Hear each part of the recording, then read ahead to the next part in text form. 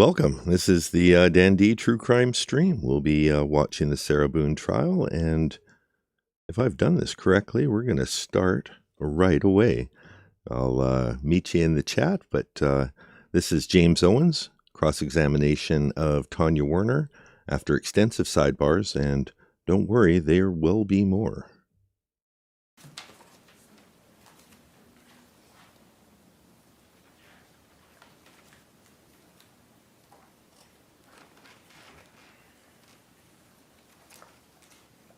Take your time. Consider collaterally as it relates to your opinions you're expressing here today. I had a number of documents that I reviewed. I'll look at a list. I had the Orange County Sheriff's Office investigation report. I had a transcript of a 2-hour interview of the defendant. I had a That's the 2-hour interrogation with Detective Lowen and Detective Copsel? It was an interview, yes. Excuse me? Yeah. Okay, go ahead. It was labeled an interview. Then I had a transcript of a second interview the next day of Ms. Boone. I had medical records from Aspire Health and Advent Health. And then I had some cell phone records. And I also received the deposition of your expert. The deposition of Dr. Julie Harper? Yes. Okay. And did you listen to Dr. Julie Harper's testimony in this trial of Sarah Boone? No. Do you agree you have a right to do that? Yes. And did you listen to Sarah Boone's testimony in the trial of this case? No. You agree you have a right to do that? Yes. And you elected not to listen to her testimony before expressing opinions here today? Overruled. Oh, the eye roll. I did not have time to do that. You did not have time to do that? Correct. She's on trial for murder. Yes. Sustained. Owens. He's on trial for murder. You didn't have time? You said you considered some text messages from Sarah Boone's phone. Well, I'm going to pause right I away, too. reviewed them, correct. Would it be fair to say Mr. Owens, sorry, Your Honor, I didn't have time to get those copies. Sorry, Margaret was supposed to send those over. Sorry, I didn't have time. I'm doing the best I can. She's on trial for murder. What an asshole. that of those text messages, they're not necessarily overly relevant? Yes. Oh, here we go. First sidebar. That didn't take long, did it? Court says, yes, sir. Mr. J says, this is outside the scope of what she reviewed her opinions that were expressed today. The opinion she expressed today was based on the evaluation of Miss Boone. Response? Judge, she considered everything that was given to her. She reviewed that, everything that was given to her before she went to jail, and had interviewed Sarah Boone. So she had that in her mind when she interviewed Sarah Boone. Her opinions are tied to the paperwork that was given to her. That's standard operating procedure in any expert in this field who relies on collateral sources, as well as assessment made of the patient. Any response? May I voir dire the witness and then just ask her, did this inform your opinion or what you just expressed on the inapplicability of BSS and PTSD to the facts of this case? But it was provided to her, correct? Right, but she did not express that she relied upon it. Yeah, okay, I'll allow you to voir dire the witness. Go ahead. Now, Mr. J. Text messages that you were provided, did that inform your opinion that you just expressed about the inapplicability of BSS or PTSD to the facts of this case? No. Another question, sorry.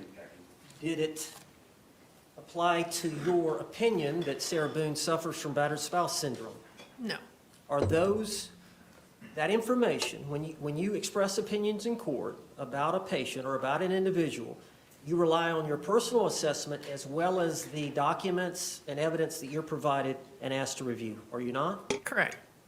And in this case, your testimony is that you reviewed all that information before you interviewed Sarah Boone for 2.5 hours on October the 2nd of 2024, 22 days ago. It's like Sarah counting days. You had the information, Yes. the documents. You read the documents. Yes, You read all the text messages. correct, And you are going to express some opinions here today, are you not? correct. You're going to express some opinions about narcissism, whether or not she had. Yes. You're going to express some opinions on narcissism? Mr. J says, this is outside the scope of the direct. I didn't ask her any questions about narcissism or any of those things. If they want to recall my witness, they can, but this is way outside the scope of cross. Response? Judge, this is an expert witness. We'll give him wide latitude for cross-examination. I can't believe you're trying to limit. But she didn't offer any opinions on narcissism. So what facts or consequences make it more or less probable? Even if it may be in the deposition, what does it matter for the purposes of today based off what she rendered opinions on? I'm allowed to question her on any opinions that she may have about my client. Just because they specifically only want to ask her about one opinion that she has about one issue does not limit me from asking an expert witness in psychiatry about other conditions that she may or may not suffer from, as it relates to the ultimate issue that she's expressing. And asking the jury to decide on issue of self-defense, battered spouse syndrome, whether she acted appropriately under the circumstances. Anything further? Mr. J. Judge, the reason the state went into narcissistic personality traits that Dr. Harper expresses that she has, and the reason we had Dr. Brannon explain all the things was because it was specifically relates to the credibility of the patient or the client informing the doctor, and it goes to the weight and credibility of the opinion that they render. So that's what we got into the alcoholism with. That's what we got into the narcissism with. And all of those things were asked and answered by their experts as to directly relating to the credibility of the historian giving that information. Historian. So if he wants to impeach this his client's statements by having her express that she opines that she had narcissistic personality tendencies, that's on them. That's on them. That's on you. Court says, I'm not addressing that. Mr. J says, it's not the basis of her opinion. Mr. Owens says, Dr. Brannon testified. Dr. Harper testified. It's standard operating procedure to rely on all those. But that's not the issue, says the court. The issue right now is whether it's outside the scope. That opinion was not offered. I'm going to overrule the objection, but I find that it's been really limited relevance based off what her opinions are. But I'm going to allow you to proceed on it. Well, Judge, I'm not allowed to explore. That's not what I said. Her opinions, that's not what I said. What I said was, I'm going to allow you to do it. But she didn't offer those opinions. Mr. Owens, I can understand that. I'm allowed to cross-examine her, that she didn't find certain diagnoses. The only issue before me right now is an opinion on narcissism. The state's objection is that that's not being offered. It's not relevant. I'm going to overrule their objection, but just be mindful that they're not offering any of these opinions. Well, it goes to the other objection about whether I can go into what other evidence she relied on in expressing her opinion as it relates to Sarah Boone. And she relied on collateral sources, including... That's not in front of me right now. That issue is not in front of me. There's been no objection to that at this point in time. The only objection was to the text messages, and it was not a basis. Can we go ahead and talk about it? Sure, go ahead. Well, I think this all started when I asked the expert, Dr. Werner, about cell phone records. And I believe the state attorney provided her. I'm not sure if it was. I'm pretty sure it was the text messages from that cell phone. I believe the testimony from Dr. Werner is going to say, and the reason this comes up is I know they're going to introduce a bunch of text messages. What are you trying to get at? Judge, I guess if you're getting into the basis of her opinion and what was relied upon, you're absolutely allowed to do that. But you have to understand, based on what opinions were elicited during direct and what the courts heard, none of that mattered for the purpose of the opinion she testified for today. If you want to do that, I'm not going to foreclose you from doing it. It's your decision. if they're going to object to me asking her about all that information, all the evidence, and I'm going to get into the medical record, I'm going to get into the advent record. If that was a basis of her opinion, you're allowed to explore it. That's all I'm saying. Are you going to be objecting to? Mr. J says the testimony she gave was outside materials were absolutely irrelevant to the opinion she gave. I understand that, says the court. Mr. J, and the court says, I understand that. And if he wants to explore it, he can explore it. It may not be beneficial. I don't know. I need a ruling, Judge. Because if you're going to rule that I can explore that, I've already ruled, sir. I said you can explore it. I said you can. Okay, but the problem is I don't know what the utility of it is going to be based off the limited scope of the opinions. She didn't rely on any of the stuff informing the opinions that she's done today. If you want to do that, you can do that. I'm not going to say no. Okay. His suggestion was, and my thing is, I'm going to get into the medical records of Sarah Boone's, and I'm going to get into the specific notes about those medical records relating to her Baker acts. Okay. And that's going to be objected to because it was not relied upon. Then I'm going to need to call Dr. Werner as my own witness, as a defense witness, as an adverse witness. Okay, wait a second there. Okay. Did she rely on medical records?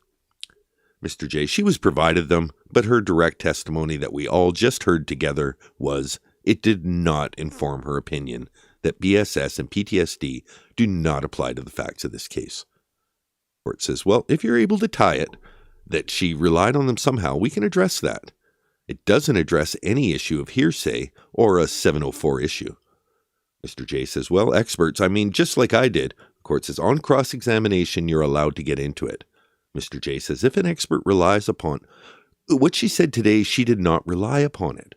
So each time he brings up a new piece of evidence, I'm going to voir dire her and ask her if that informed one opinion she gave. Judge Krenic! Yes, sir. That's what I'm getting at. Let's not bicker and fight about this. If he's taking a position that he's going to object to everything, but he's not going to, if I call her as my own witness, then I can treat her as an adverse. No, I don't think it's the same. Witness, let's do that. It's the same problem. You can't, says Mr. J. The court says, but he's correct on that. 90.704 prohibits that. You're allowed to do it on a cross. But the problem is, it's not the basis of her opinion that was offered today. So 702 tells us what we need to do. How it's relevant for the purposes of her opinion that was provided today? Yeah, I looked into the medical records, but they have nothing to do with the opinion I opined on today. That's not the issue. The issue is cross-examination and wide latitude that is allowed, especially for an expert witness. You're not answering my question. The question was, the opinion that was offered was, this is my opinion. BSS and PTSD are not applicable based off what was reported to me. How do the medical records have anything to do with that as a sufficient fact and data point that she relied upon to render that opinion? That's the first step. It's her opinion.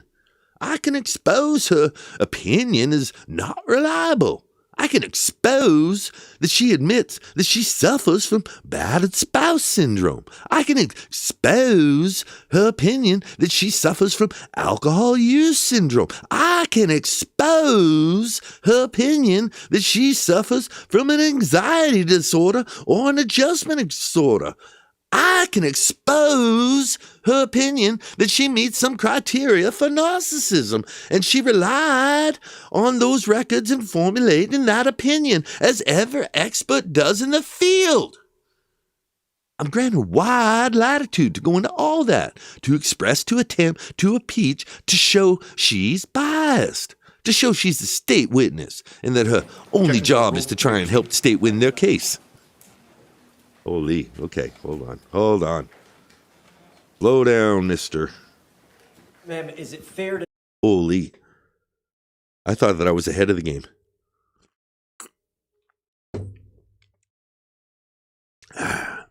I'm granted wide latitude to go into all that, to express, to attempt to impeach, to show that she's biased, to show that she's a state witness and her only job here is to try and help the state win their case. I understand. I'll allow you to proceed. But you're going to take the answers as they come, because if she keeps saying it had nothing to do with my opinion today, nothing to do with my opinion today, you're going to be stuck with that. I don't know what she's going to say, but I mean, the state's opinion was very truncated as to what they're offering her for. My opinion with the state attorney is that if you're going to be objecting every time, and you suggested that I call her as my own witness, I'm willing to do that just to save some time. Because I don't want to get into this and spend 10 minutes up here every few seconds.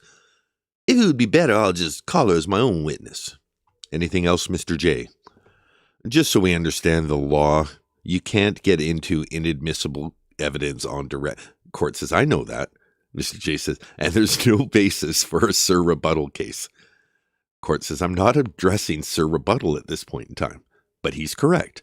90.704 is going to prohibit her on direct examination from testifying directly to inadmissible evidence. Cross is a different kitty. The rule specifically addresses that.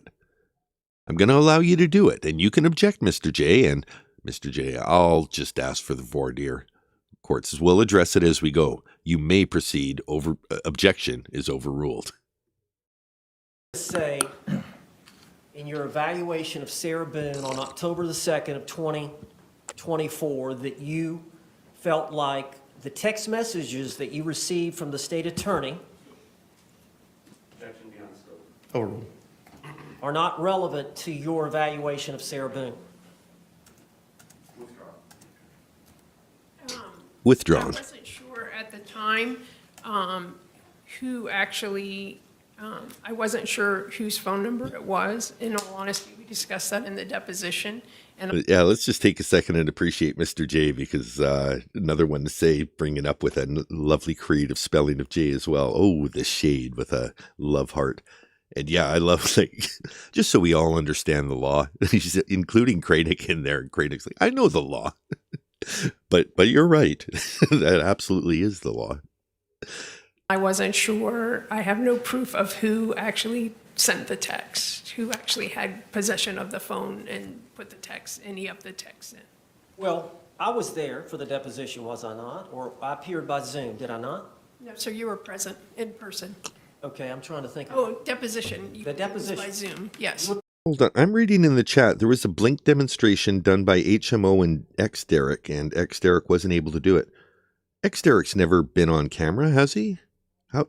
He's doing the blink experiment off camera? That's an interesting way to do it. Appear by Zoom, I appear by Zoom, the state attorney appeared by Zoom. Yes, that's And we discussed that these were the phone records from Sarah Boone's phone. yes. Okay. And at that I guess you get the first person reporting, but I would want to actually see the blinking. time, you said they're not necessarily overly relevant to your evaluation. Did you not say that? I don't recall specifically. I'm happy to look at it. Can I approach the witness? You may. I have it, if you just refer me. That'd be like me doing my puzzle experiment off camera. And we finished the puzzle and everybody clapped. To the page. Just a moment. You got it? I do. Page 14? Speaking of the puzzle, though, Shallow Pockets, who's a subscriber to Dan D True Crime, if you check out the community tab, she finished the puzzle. I'm not sure exactly the time and the number of magnums that were included in the making of the puzzle, probably none, but it's quite a lovely puzzle. My question is at line 3. Your answer begins at line 5.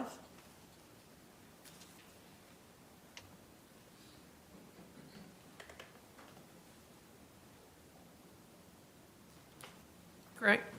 And you agree that any, Permission to voir dire based on. Oh, voir dire. Let him finish. well, I'm going on, I'm going to ask another question about the text messages, Judge. You just said line 5, approach. Okay. Court says, I asked her to refer to page 14, line 5, and I have the court depo in front of me. It says, I was aware of them, but they're not necessarily overly relevant. Mr. Owens says, that's correct. So what are we doing?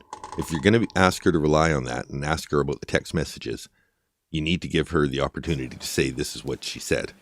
Court says, all right. Dr. Warner, did that refresh your recollection about our discussions about the text messages in your evaluation? Yes, And would you agree that they're not necessarily overly relevant to your evaluation of Sarah Boone? correct.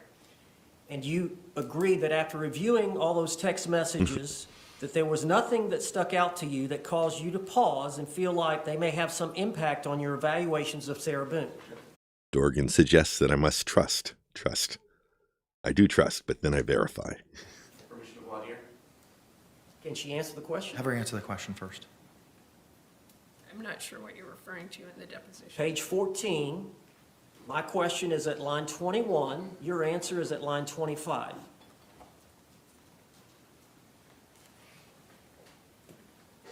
This is so painful because I don't know I what said Owens. no. As I said, it made me aware that they had a volatile. I don't know what Owens is trying to do aside from just make the jury sick of her testimony in general. But it's not like her testimony was make or break for the case. It's kind of just the last shot. Like shit, there's no more witnesses for me to, pull out this bag of tricks that I have. So I'm using them all on her. Relationship. But my question to you specifically is there anything in the text messages that stuck out to you that caused you to pause and feel like that may have some impact on your evaluations? Correct. And you agree your answer is no? As I said, it made me aware. That's not my complete answer. Okay, well, let's I can talk. read my complete First, you said answer. no. As I said, it made me aware that they had a Ma'am, volatile. ma'am. It's not my complete answer. I know, Dr. Warner, but didn't you say Ma'am, no to ma'am. me? That was your first sentence, was no. It's not my complete answer. I understand. I'm going to let you answer that. But when I asked you if there was anything in the text messages I'm gonna that let you caused answer. you to pause and it would in some way affect the impact on your evaluation, your answer to me was no. It's not my complete answer. I understand. But was your answer not to me no? Not my complete but that is answer. not- All right. Now, at the same time, Dr. Warner, at the same time you expressed that they had a volatile relationship. I was looking at the transcript. What just happened there? He totally did like the child thing. Dr. Warner, hey. Eyes up front. I have to look back. I didn't. Just the tone of that. I knew the tone. 30:04. So we'll go 30 seconds back. As I said, it made me aware that they had a Ma'am, volatile. ma'am. It's not my complete answer. I know, Dr. Warner, but didn't you say no to me? That was your first sentence, was no. It's not my complete answer. I understand. I'm going to No wasn't the first sentence. It was the first word in a sentence followed by a comma. let you answer that. But when I asked you if there was anything in the text messages that caused you to pause and it would in some way affect the impact on your evaluation, your answer to me was no. Speaking of pauses, that's what the comma does in a sentence. It acts as a pause after an initial thought is articulated. No, comma, pause. Rest of my answer. It's not my complete answer. I understand. But was your answer not to me no? Yes, but that is not All my right. complete Now, answer. at the same time, Dr. Warner, Okay, he's mad that she's connecting with the jury because I'm sure there's a few people on the jury that were making eyes back to her like, okay, yeah, you guys are with me. Oh, that's awesome. at the same time you expressed that they had a volatile relationship. That is not the totality of my answer either. Okay, and I'm going to get to it. Okay. But part of your I'ma let you answer answer. was that they had a volatile relationship, Correct? and this is in relation to my question about the text messages. You agree? Yes? After you said no, you said they had a volatile relationship, and that she text messaged calling him an idiot, a fucking idiot, for overdrafting her account. Correct? And in those text messages, there was some reference to domestic violence between the two. Correct? And that demonstrated to you that they had a violent relationship. Correct? And do you not agree that that evidence of a volatile relationship had an effect on you expressing your opinion here today that Sarah Boone suffered from battered spouse syndrome? Judge, we need to object. We need to approach. Judge, I need to object and we need to approach. Court says, yes, sir. Mr. J says, I didn't offer an opinion that she suffered from battered spouse syndrome. Court says, what's your legal objection? Mr. J, immediately with a legal objection. It's outside the scope. The court says, response. And J says, and it's misstating. Mr. Owens says, Judge, this is a cross-examination of an expert witness. I'm allowed to explore impeachment, bias, prior inconsistent statements, whatever the standard cross-examination. I'm allowed a lot of latitude.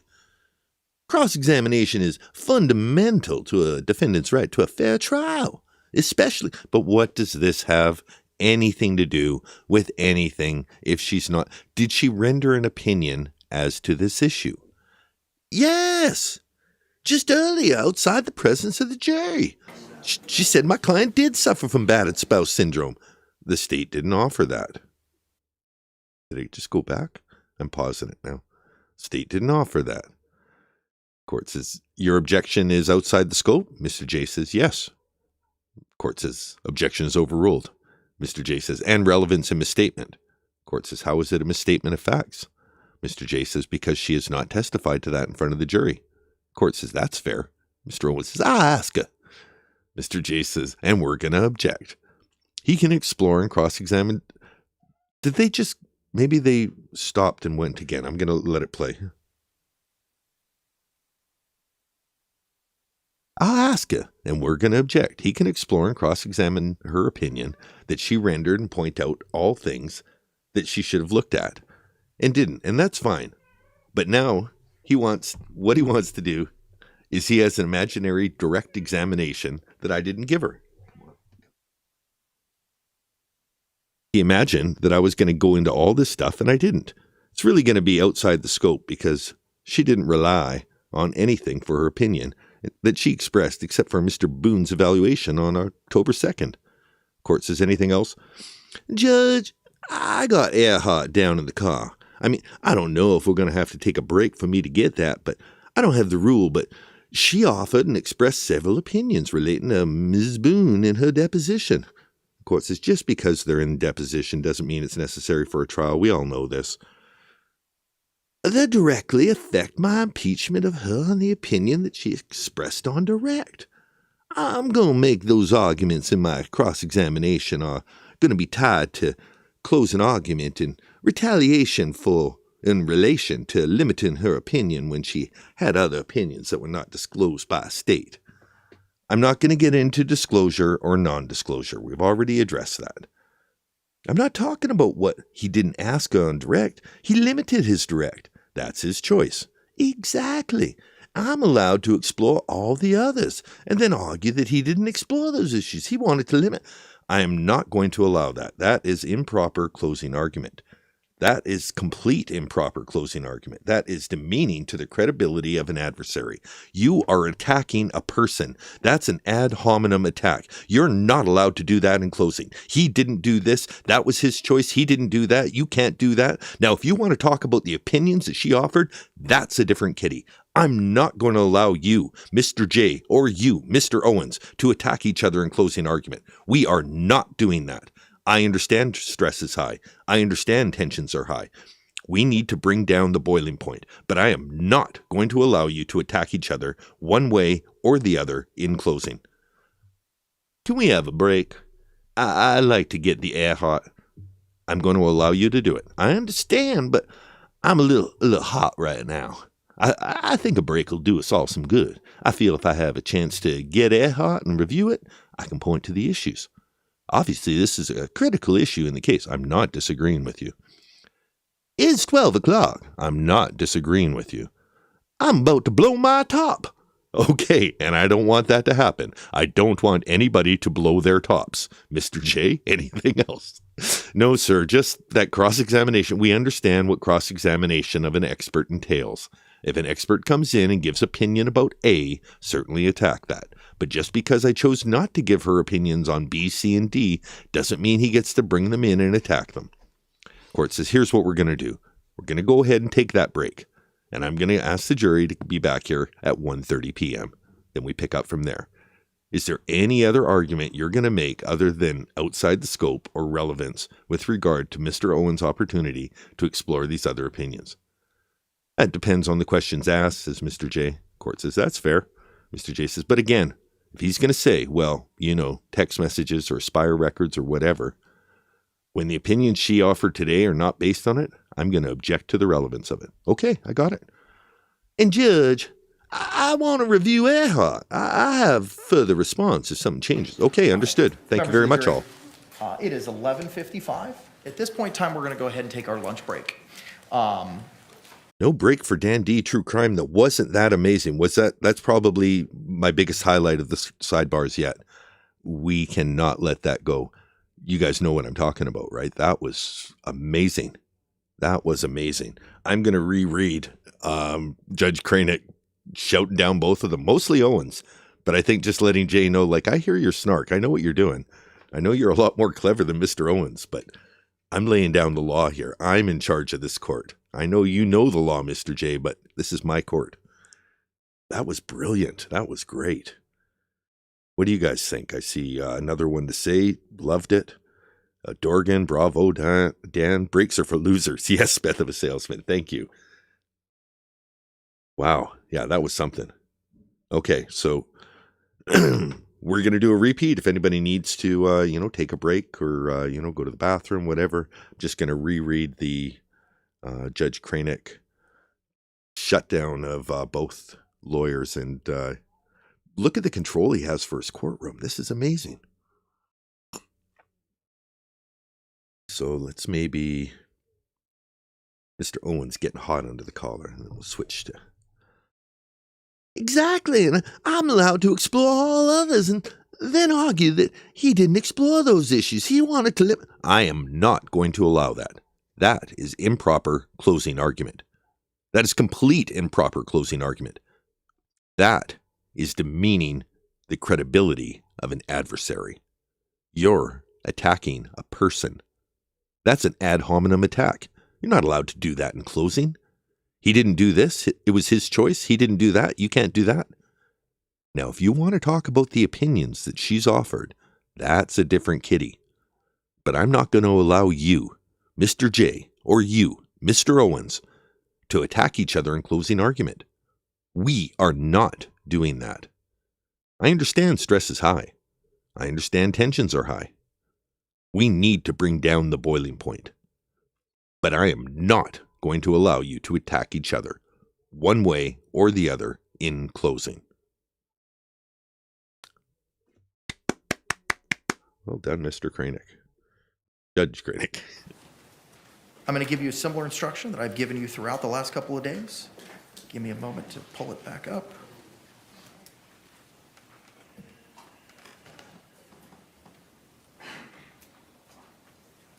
Jurors, you must not conduct any investigation on your own.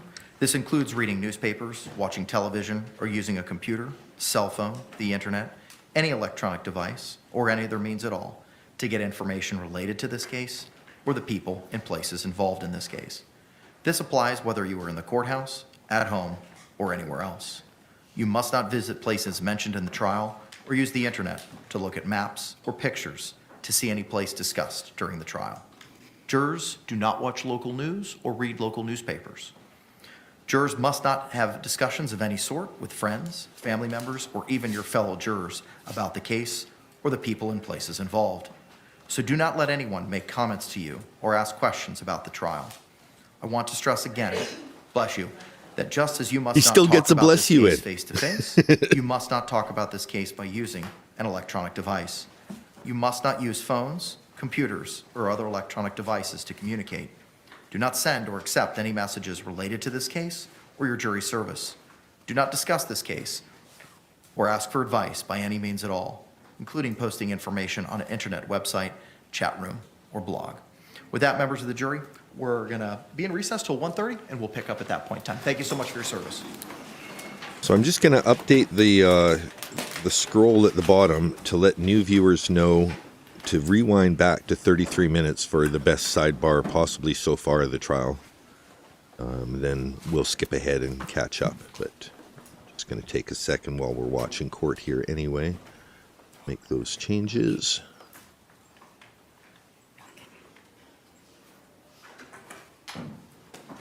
Y'all may be seated. State, anything else? Defense? All right, we'll see you at 1:30. Thank you very much. Court's in recess.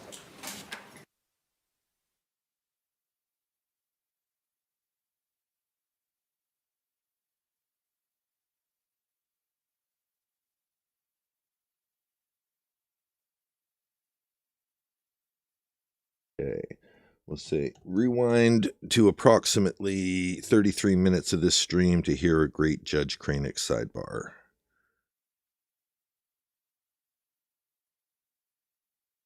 There we go. Okay, so that's there for people who are showing up late on replay. I always encourage people, if you're watching the streams, come in live. Oh, look at her wearing her pink chartreuse blouse. No more chiffon collar from yesterday. So put on that shackle belt. But yeah, if you're coming in late, join us live because the community's where it's at. You can always catch the replay on your own time and watch it comprehensively. But community first, content second, and yeah, just have a good time when you're here. That said, if you are coming in, normally I say just stay live, rewind back. It's well worth watching, listening to, because Judge Krenic is so good at keeping it dialed in when he's up there. He doesn't give away anything. And right there, he'd had it. He was like, I can see what you guys are doing. You guys are fighting like school children here. And I can tell Mr. J's going to beat the fuck out of you, but I'm not going to be the one that's going to be overseeing it. I'm not going to be Big John McCarthy for your little scrap here in my courtroom. This is my courtroom. All right, let's find where we are in the stream and skip ahead, and then I'll come back to the chat and see how you guys are feeling about what we've seen so far. Should be an hour and a half forward if they stay on schedule. 4:40. Okay, there's a big spike at about, oh yeah, okay, right there.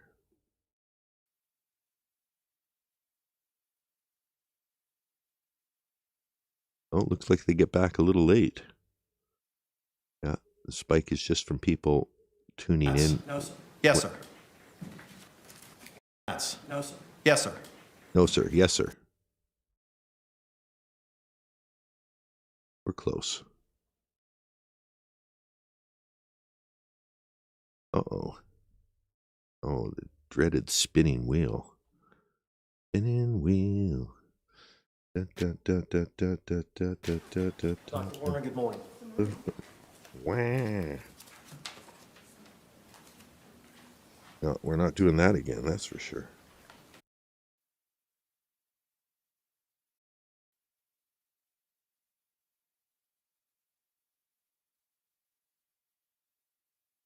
Yes. No, sir. Yes, sir. No, sir. Yes, sir. Okay. I'll make another motion. Judge, I've had a chance to read this transcript. Yes. No, sir. Yes, sir. I'll make another motion. Okay, so I know no, sir, yes, sir is about where it starts. Oh, Sue's what? Thank you for noticing on the thumbnail. Yes, I superimposed myself as one of the Barry University students flanking Judge Krenic. So sitting there observing, just ignore me, don't pay any attention. I think I've got that on one of the screenshots here too, or one of my viewing templates. Oh yeah, this is where I should have been to talk about the sidebar. Oh well. Yeah, center to the shot there. Not like I'm, got main character syndrome or anything.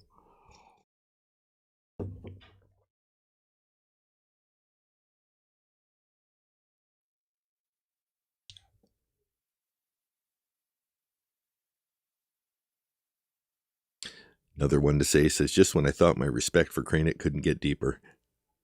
Yeah, it's a nice little window into a guy who ordinarily keeps himself quite composed, and you can see he has a real discipline to him.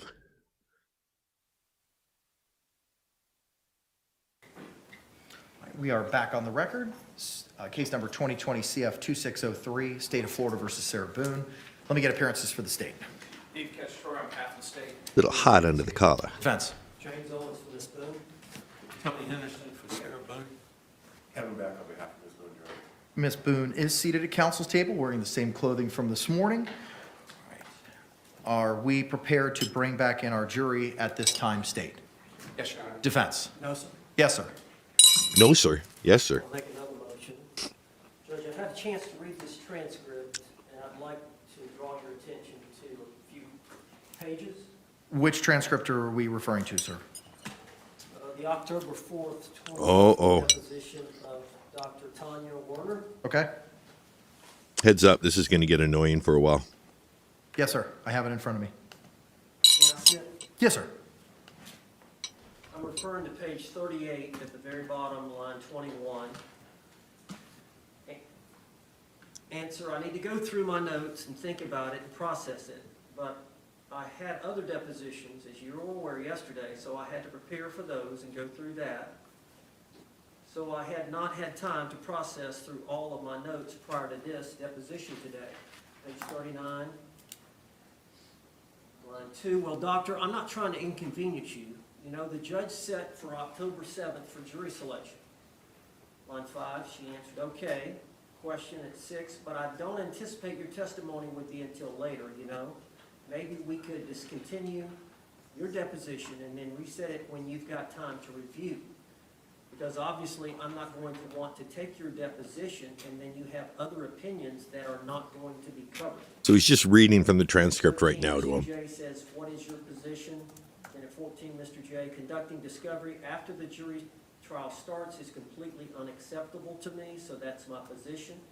If she needs to issue a supplemental report, or if there becomes a need for a second deposition. I know what we're going to do then here. We can address that, but it would be my position that we need to get this done because the state doesn't have any appellate rights once the jury is sworn in jeopardy attaches. Line 23, Mr. Owens, well, you obviously understand my position. I'd like to finish the deposition today as well. But if she is holding out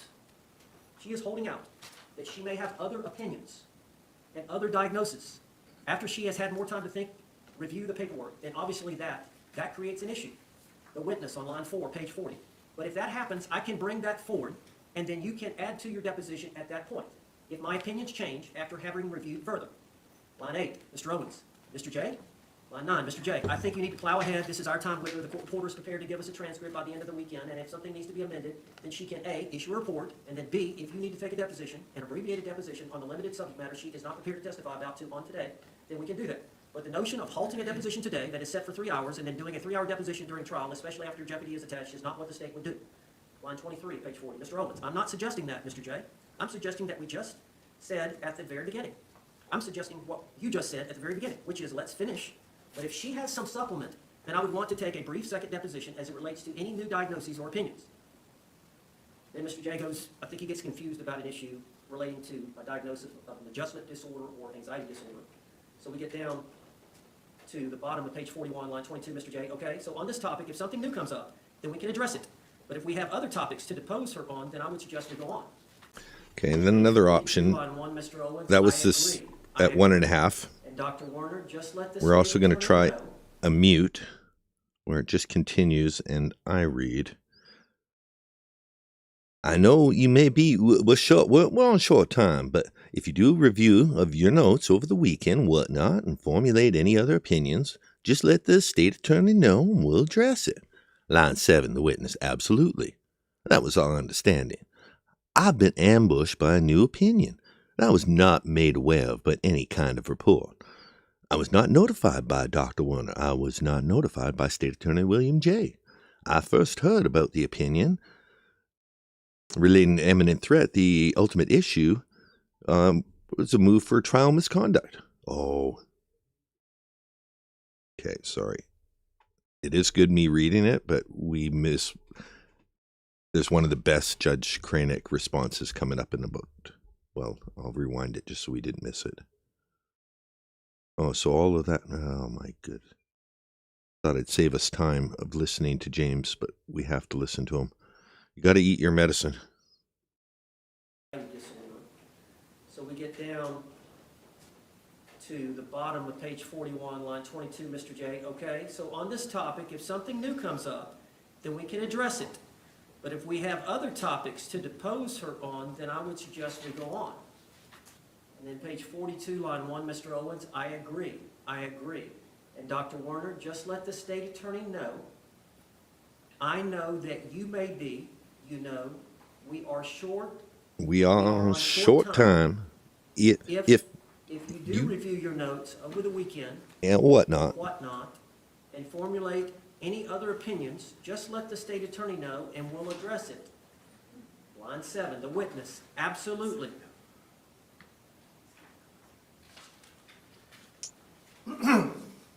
that was our understanding. I've been ambushed. By a new opinion that I was not made aware of by any kind of report. I was not notified by Dr. Werner. I was not notified by the state attorney, William J. I first heard about the opinion when she testified to it, and I objected to it. Why don't you make a motion? Relating to imminent threat, the ultimate issue of fact. I move for a total dismissal for prosecutorial misconduct. Denied. And here's the other reason it's denied. Page. That was worth it, right? I'm outraged, sir. I move for a full trial of our prosecutorial misconduct. Denied. And the other reason is denied. I don't think he even let Owens sit down on that. Got to turn off the captions so I can see that. That's better. Okay, 454.10. So if we go back to 453.41, is that the... Now that's the best we can do. We have to watch 25 more seconds just so that we can enjoy the denial, but that's the way it is. Oh no, I learned that you can use... Okay, somebody in here is a power user. I know that I can use the comma and period for frame advance. There's 2 other keys that I can use for 5-second scrubs. Somebody tell me what they are in the chat and I'll start doing it instead of giving us 25 seconds of James. Ambushed by a new opinion that I was not made aware of by any kind of report. I was not notified by Dr. Werner. I was not notified by the state attorney, William J. I first heard about the opinion when she testified to it, and I objected to it, relating to imminent threat, the ultimate issue of fact. I move for a total dismissal for prosecutorial misconduct. Denied. And here's the other reason it's denied. Page 38 of the deposition. And here's the other reason it's dismissal for prosecutorial misconduct. Denied. I move for a total dismissal for prosecutorial misconduct. Denied. I move for a total dismissal for prosecutorial misconduct. Denied. Thank you, Goddess And of here's the the other Hunt. reason it's denied. Goddess of the Hunt says use the Page arrow keys. 38. I move for a total dismissal for prosecutorial misconduct. Denied. I move for a total dismissal for prosecutorial misconduct. Denied. I move for a total dismissal for prosecutorial misconduct. Denied. Okay, I'm not going to abuse that, but I really like And knowing here's the that. other reason it's denied. Page 38 of the deposition, specifically that you made reference to, starts at page 21, line 21. The question preceding that is important. Question 14. So, from my understanding, when you just said was, yeah, I agree with general anxiety disorder that she had been diagnosed with. Answer, no. I said it would be generalized anxiety disorder versus adjustment disorder, and that I hadn't had time to fully formulate that opinion out. This entire conversation pertains to those 2 issues.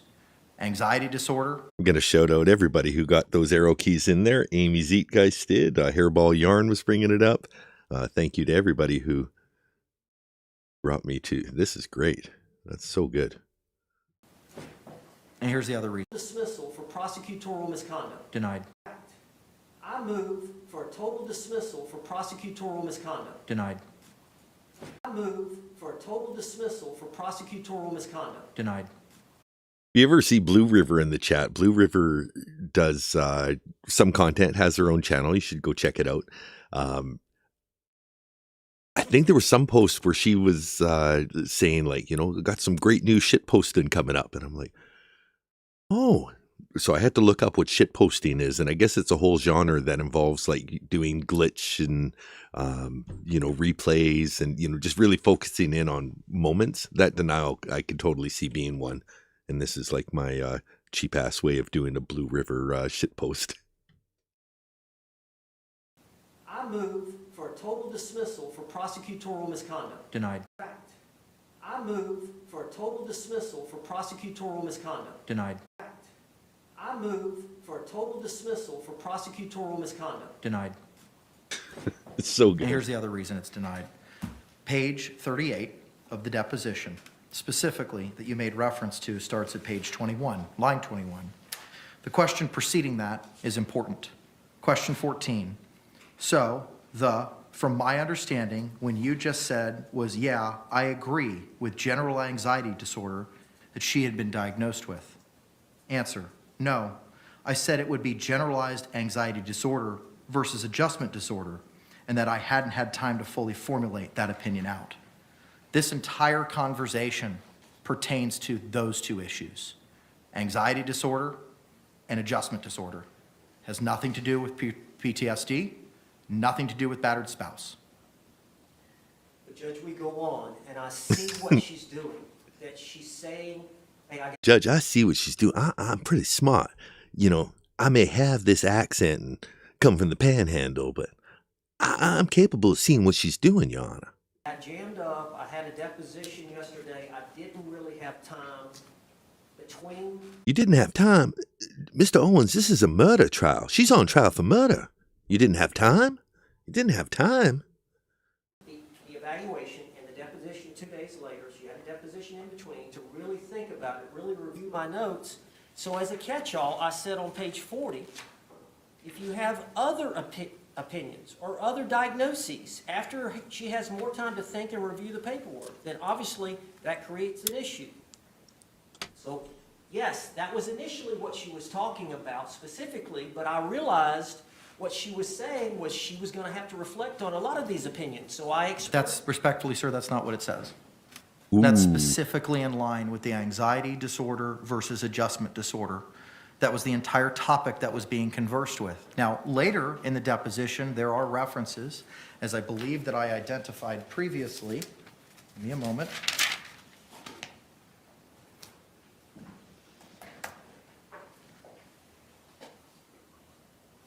On page 59, line 22, question is asked, okay, and do you intend on expressing any other opinions other than what we've spoken about here today?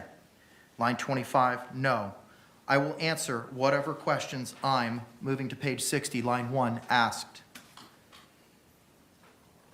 Page 60, line 11. Well, let me just start with 2 because it gives it more context. Question, well, I'm asking now. I mean, you're the expert. I'm not. You're the one that's evaluated her. You're the one that's given her the test. I don't know the field like you do. You know the field. I understand you've said, hey, I want to think some more about, hey, I want to think about this some more. I want to review my notes. Some more to see if, but in terms of right now, without any further reflection, without any further answer, yes, sir, question, reading of the notes, any other opinions that you think you could express in any form or fashion with all this experience, almost 1,000 jury trial or 1,000 trials you've testified as an expert. Anything else that comes to mind that may be an opinion that you might express in Sarah Boone's case? Answer. Anything else that I'm asked with regard to her diagnosis come into play with regard to her case, I guess? Question. What other opinions do you believe you're qualified to express as it relates to Sarah Boone and the facts and circumstances relating to this case? Anything with regard to her diagnosis, I guess. 61. Of those 4 things we mentioned, line 2, correct. And Judge, the 4 things were mentioned were related to the anxiety disorder, the narcissism, the battered spouse, the alcohol use disorder, in pages 58 and 59. But the overall thrust of that was any other opinions that were expressed. That was in good faith what we were doing. I would have, like I said before, I would have never taken her deposition. Once she said I hadn't finished my analysis and I may need additional information, just like he said the other day, Dr. Harper, if you get those additional medical records, Mr. Owens, about George Torres and give them to Dr. Harper, then I'm going to want to take her deposition again. The same rules apply. Why would I take her deposition when she hasn't finished her Because the court analysis? ordered you to take her deposition because there were concerns about being able to have all of this done prior to trial. Take her deposition. Take her deposition when take her deposition, Mr. Owens, about George Torres and give them to Dr. Harper, then I'm going to want to take her deposition again. The same rules apply.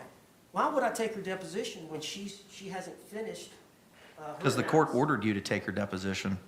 When she hasn't finished her Because the court analysis. ordered you to take her deposition.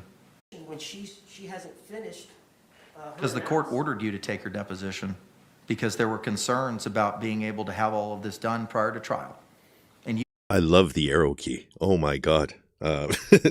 This is going to go down in the Dan D history banks. This is the day that Dan learned about the arrow key. My God. had concerns about what she was going to testify to. And the court set a scheduling order as to when, how, where, and the deadlines for those depositions to be conducted. That prosecutor should have let me know if he was going to ambush me at trial. That prosecutor should have let me know. He's sitting right there. There's only two of them. That prosecutor. Should have known beforehand about a new opinion that Dr. Warner was going to express, especially related to battered spouse, post-traumatic stress, and whether or not there was an imminent threat at the time of this event. And the court's addressed that. Court did exactly what was required by binding precedent by the 6th District Court of Appeal and He held a knows his Richardson shit. hearing. Analyzed the 3 factors Ooh. as required by Florida law with Ooh, that's big too, because he just brought up the 6th District Court of Appeal. He's already thinking about the appeal long before any of us were. Court did exactly what was required by binding precedent by the 6th District Court of Appeal and held a Richardson hearing. Analyzed the 3 factors as required by Florida law with regard to those and gave you the opportunity as a cure. And with regard to your request to strike or dismiss the case due to prosecutorial conduct, the case law by the 3rd District Court of Appeal filed April 10, 2024, State of Florida versus Denninghoff, Denninghoff, and I can provide you a citation momentarily, states that dismissal is an extreme sanction to be used with caution and only when a lesser sanction wouldn't achieve the desired result. Specifically, dismissal of an information or indictment is an action of such magnitude that resort to such sanction should only be had when no viable alternative exists. There were multiple viable alternatives, including but not limited to my request, an inquiry of whether or not you wanted that struck, and the instruction to strike that opinion, which you demurred and said, no, I want it for cross-examination, and I gave you the opportunity twice to depose her here in open court, which I oversaw with regard to any opinion that she based on the proffer or any other opinion that she would be offering today. For those reasons, the court is not going to exercise its discretion and strike due to the extreme nature of striking a criminal charge and for the adequate remedy that has been provided to you. Is there anything else, sir, we need to address? May I supplement the record? Yes, sir. Judge, this deposition did not end on page 40 or 41 or 42. Mr. Owens took a direct examination of this deponent for 68 pages, and then it was turned over to myself for cross-examination during the deposition. Beginning on page 75, I asked the deponent. This is kind of interesting because you do get a understanding of how depositions work. I didn't realize that. So defense or state witness, defense gets to depose them first, and the cross comes from the side that's offering them as a witness. So kind of interesting that you give the other side the chance to get out everything they possibly can first, and then the cross is, I guess, I don't quite understand, but I know that listening to this made me kind of understand the process of deposition slightly better. What did the defendant say about the murder? Oh, Kathy Callie's here. I haven't seen you She for a said while. Good to see on you page here. 78, Hope you're doing well. We've been having fun. was that starting at line 13, and she said there was a suitcase and some clothes that had gotten out to donate, and they were trying to get that together. And it was on the floor in the living room. And that, as she was coming down the stairs, she saw him kind of slipping into the suitcase as a hiding place. As she said, I saw him in the suitcase and I zipped him up and we were laughing. She said then he said he couldn't breathe, and I remembered feeling I couldn't breathe when he was choking me or sodomizing. And I was angry and I shook the suitcase. I lost control of the suitcase and it flipped. And she goes on And just to, for the record, the definition of sodomy might surprise you. I think it was an AG Tactical stream I was looking at where he literally looked it up just to be sure. He's like, hold on, I think I know what it means. And I'm going to do the same thing. I'm going to see what AI says it means. I'm sure we all have our own opinions. But, and this is a demonstration. We're grown-ups. We use grown-up language, even if it's not the, most politically correct thing to be asking. So let's ask AI, what is sodomy? Something went wrong. No, that's because I haven't been on here for what? First one is just because it forgot the conversation. It started as a new one. Or maybe it just doesn't want to answer.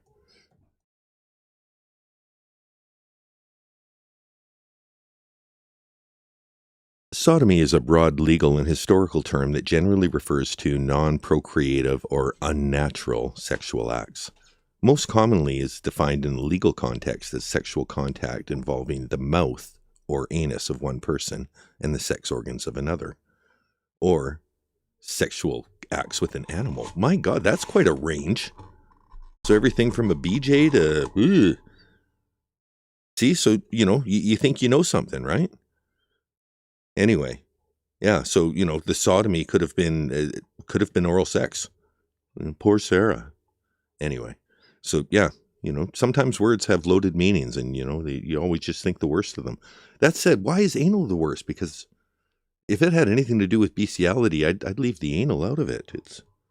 Well, we'll get back to the case. This is kind of an unscheduled ramble.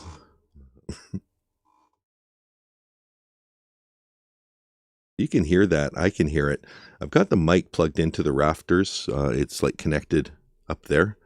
So whenever Mom of Lola is walking around upstairs, I think it transfers through the mic. If you ever hear those creaks, that's just a message that Mama Lola's doing fine. on about what happened. Defense counsel was there. He heard this testimony that there was no imminent danger presented at the time that there was no... Defense counsel was there. He heard this testimony. Defense counsel was there. He heard this testimony that there was no imminent danger presented at the time that she began getting angry, shaking the suitcase, hitting him with a bat, so on and so forth. And he didn't ask her that question after she had specifically instructed him, if you need an opinion of mine, you've got to ask me the question. It's unfair to experts to be thrown with this catch-all provision of, please tell me any opinion about this case that you may think is relevant. Well, what the doctor may think is relevant is different than perhaps what counsel thinks is relevant. Exactly. So it's really an unfair criticism of the state and probably more likely self-reflective that this deposition, this opportunity to ask about this obvious issue did not occur. So throwing that shade right that is back. what I would like to supplement the record with. The deposition was substantially longer than page 41 or 42, where it's acting like it's concluding and, is there anything else? Ah. The state would just submit. So that's a good point too. So Mr. Owens says, is there anything else? And he's acting like, hey, I asked that and you said no. Mr. J's pointing out there's another 27 pages of transcript after that. So it's not like she just said no and, okay, well, never asked.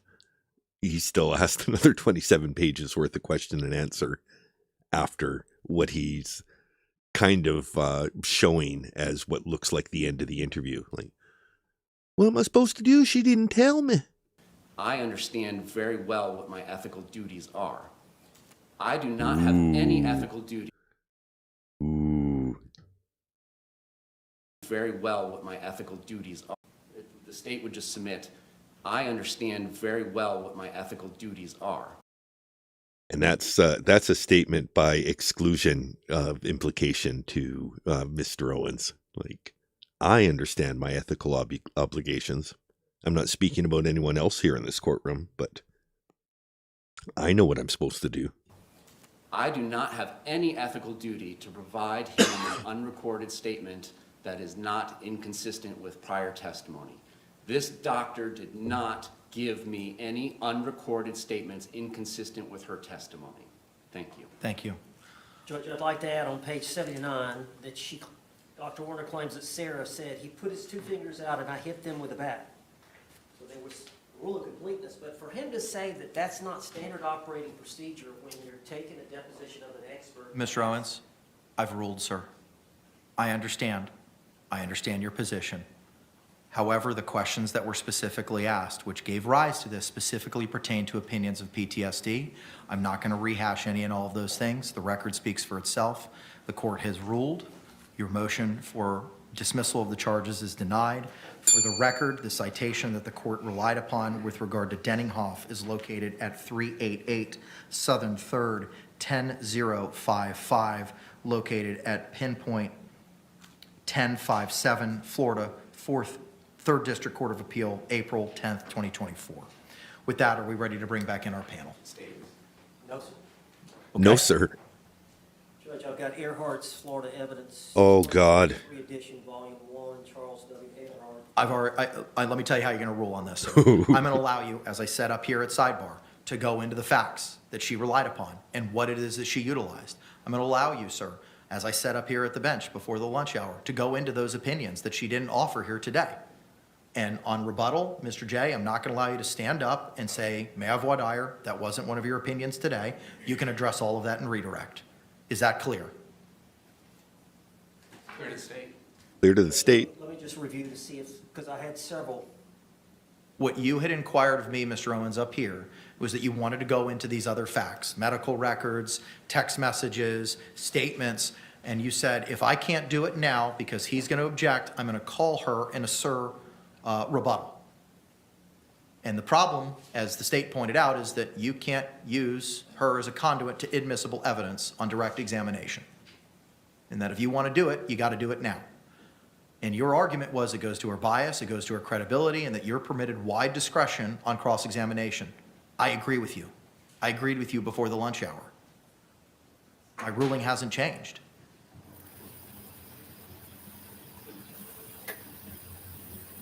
I'm going to absolutely allow you to go into those things.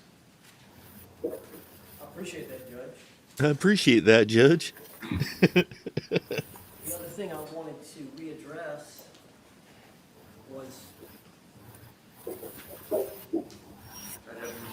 I'm taking care of it, Counselor. Give me a moment.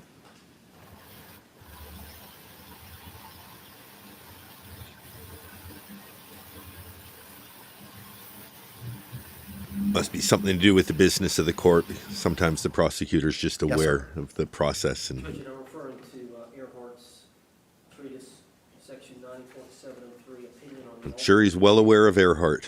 I'm on page 933. Testimony in the form of an opinion or inference otherwise admissible is not objectable because it includes an ultimate issue to be decided by the trier of fact. And in that section, 703.1, it talks about that opinion testimony is not inadmissible solely because it includes an ultimate issue to be decided by the trier of fact. The provision is equally applicable to expert and lay witnesses. The jury has the power to accept or reject the testimony of expert or lay witnesses and is not bound by their conclusions. Merely because a witness expresses an opinion to an ultimate issue does not compel the jury to find that the facts to be true. The jury will be given the opinion. The jury will give the opinion as much weight as it feels the opinion deserves. Then it goes on.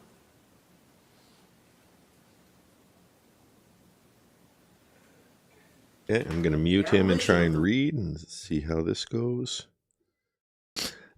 Abolition of the rule against opinions on the ultimate issues does not mean that all other opinions are admissible. Witnesses will be prevented from expressing their conclusions when the opinion only tells when the jury how to decide the case.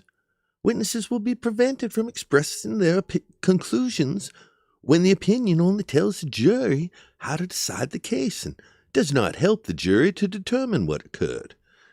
For example, a witness cannot express his or her opinion as to the guilt or innocence of a criminal defendant. Then I'm on page 940, 703. When a witness is asked to express an opinion, that applies a legal standard, a set of facts, which Dr. Werner did. The opinion testimony is generally inadmissible.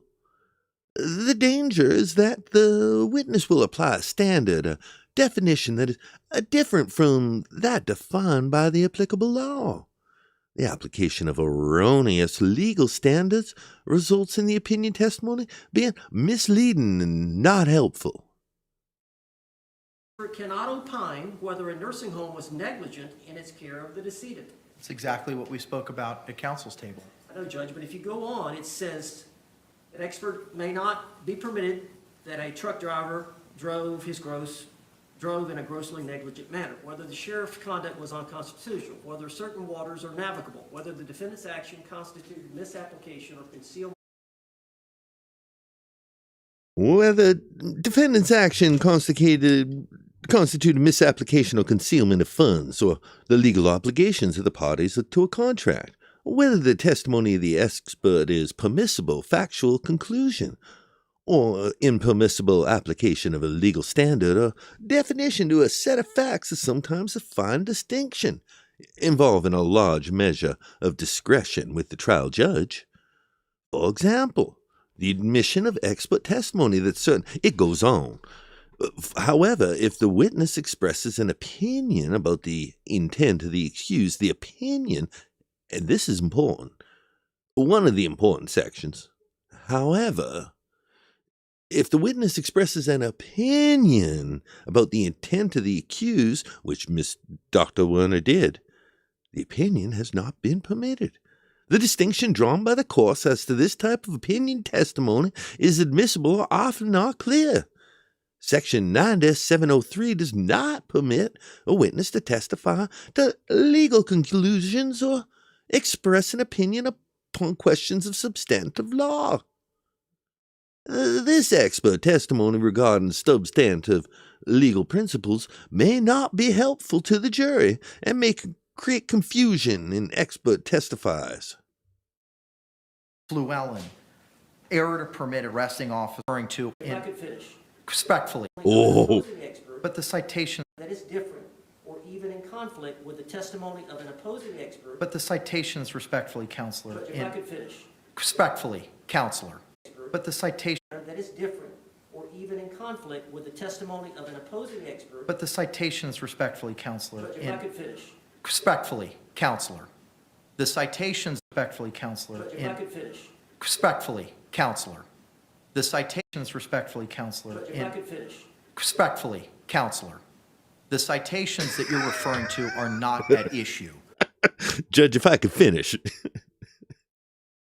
Llewellyn, error to permit arresting officer to testify that a quantity of cocaine possessed by appellant indicated that he possessed with intent to sell, which is a specific element of the charge in that case.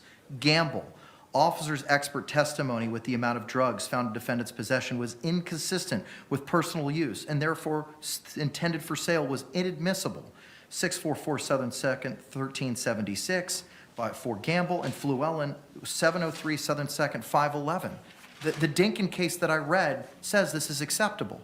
If a psychologist or psychiatrist can testify that someone is not mentally defective or was mentally defective, that's on all fours with, based on what the defendant had said to this expert, she was not in imminent fear. Now, I don't remember exactly what was said, but it was along those lines, based as looking all those things, the totality of the circumstances of what, in my evaluation, on or about October 2, that the defendant had said to me as the expert, it's not imminent fear. That opinion is not inadmissible per the case law under Dinkins. Judge, can I read a little bit more? It If you're applies- just going to be reading from the treatise, I've already read it. Okay, well, I just want to make mention, because it's talking about does not prevent a witness to testify about legal, I just want a little bit more. It If you're applies- just going to be reading from the treatise, I've already read it. Okay, well, can I read a little bit more? It If you're applies- just going to be reading from the treatise, I've already read it. Okay, well, I just want to make mention, because it's talking about does not prevent a witness to testify about legal conclusions or express opinions It's on all fours, Mr. Owens. It's on all fours. Just move on. or questions of substantive law. And I was about to finish this text, this section, when this testimony, and I'm on page 947, this testimony may also interfere with the function of the trial judge to determine the applicable law and to instruct the jury thereon. As we know, we're going to do battle over the jury instruction on justifiable use of deadly and non-deadly force. The testimony from Dr. Warner, and I wrote it down, she said based on what Sarah Boone told her, she was not facing imminent risk of harm. That invades the province and function of the trial judge to determine the applicable law and to instruct the jury otherwise, which we haven't even done yet. You haven't made findings of law about which instructions apply. That's what she did, Judge. Your objection's been made for the record, and the court previously ruled on this matter. I appreciate the additional argument, but the court's reliance on Dinkins remains. I'm sure he appreciates it. Just because 9703 speaks for itself. So your objection is overruled as to that issue. Anything else we need to address, Mr. Owens, before we bring back in our panel? No, sir. State? Nothing, thank you, Judge. Okay, let's bring back in our panel.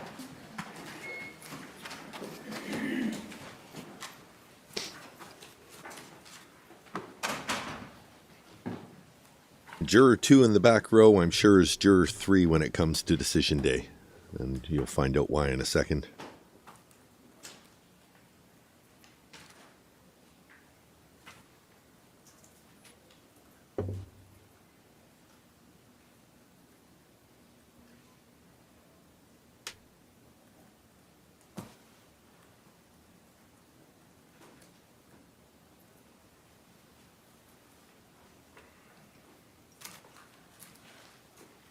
Judge, should I push the letter now or what? You can just stay where you are, Counselor. Just wait for them to come in. You can just sit the fuck, or stand, stay the fuck there.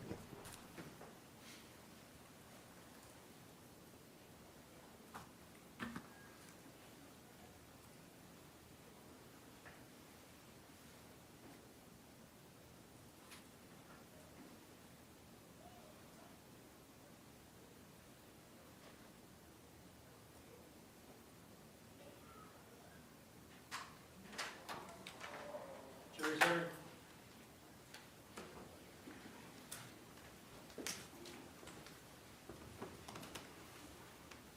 Yeah, I think Judge Krenic uses these moments waiting for the jury as just like, this is peace and quiet. Nobody's asking me for nothing. I can just get zen for a few seconds.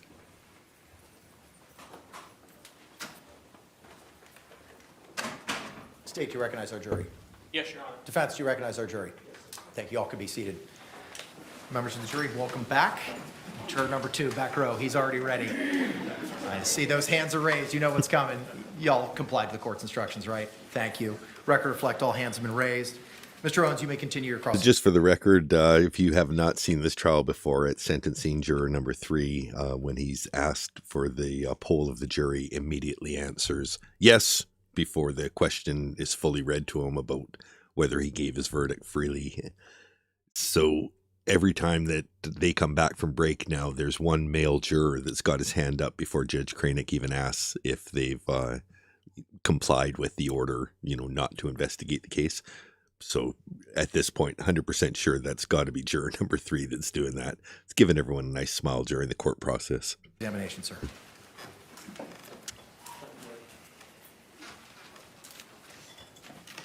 Green Man, I'm going to Dr. pause Warner, I don't want to. because I think you hit on something. So Green Man in the chat is talking to Phil for Dom Russo. It says, I think the girls were making her look even worse on purpose. All the time they had to spend with her. It was revenge. There's a theory that I have that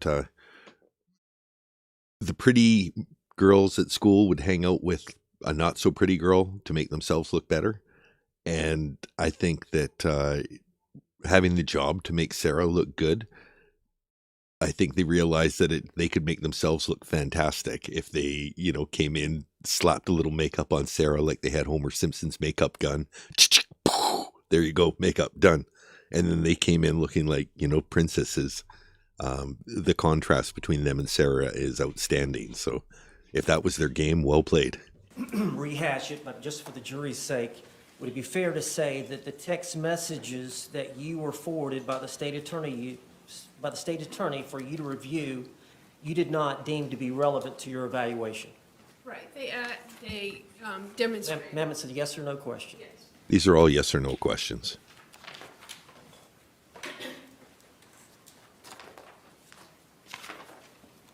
Can't roll Now, your from damn what I eyes hard enough.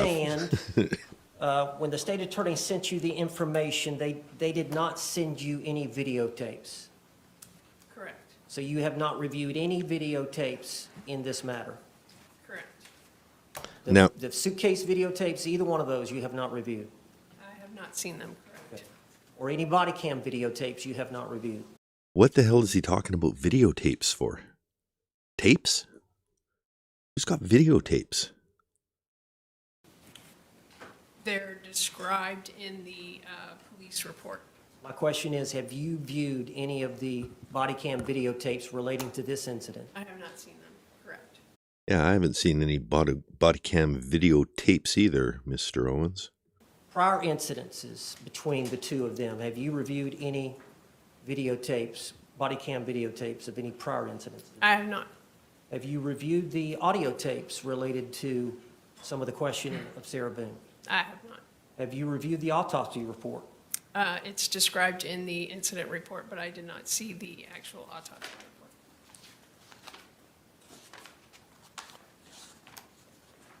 Now, you're aware that we have called two experts, Dr. Michael Brannon and Dr. Julie Harper. Is that correct? Yes. And you're aware that they are forensic psychologists, That's correct.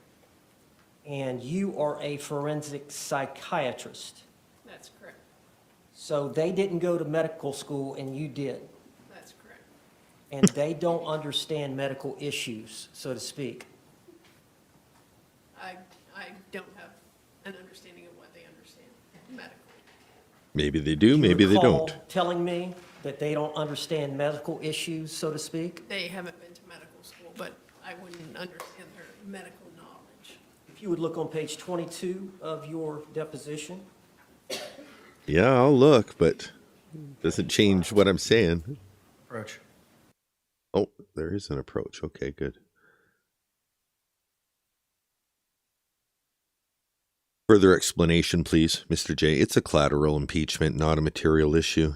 Court, what line on 22, Mr. Owen? Judge, it goes to bias. What line, sir? Mr. Owen. On 22, it starts at 7, line 7. It's distinguishing between psychiatrists and psychologists. Overruled.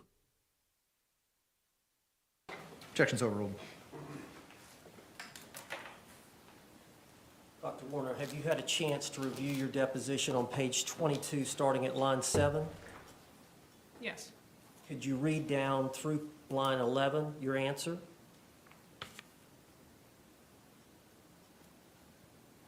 Yes, I'm talking about psychologists in general, not with regard specifically to your experts, which is what you were just asking me about.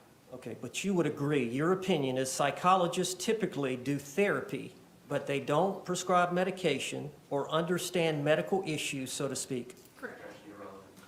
Objection irrelevant. But I wasn't specifically Overruled. talking about your experts, which you were just asking me about your experts Okay. specifically, and I said I didn't understand, I didn't know what their specific medical. Right, that's what you said under oath October 4th of this year. Sustained. Argumentative, sustained.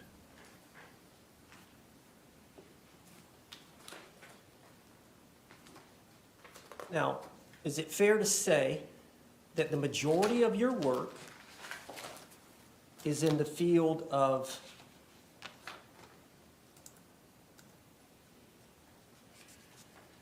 I want to get back to the competency videotapes. to proceed and guardianship evaluations? Actually, the majority of my work is in patient care. I work 7 days a week on the crisis stabilization unit, actually treating patients. New respect for her. So you can see why she's sick of this, right? You work 7 days a week.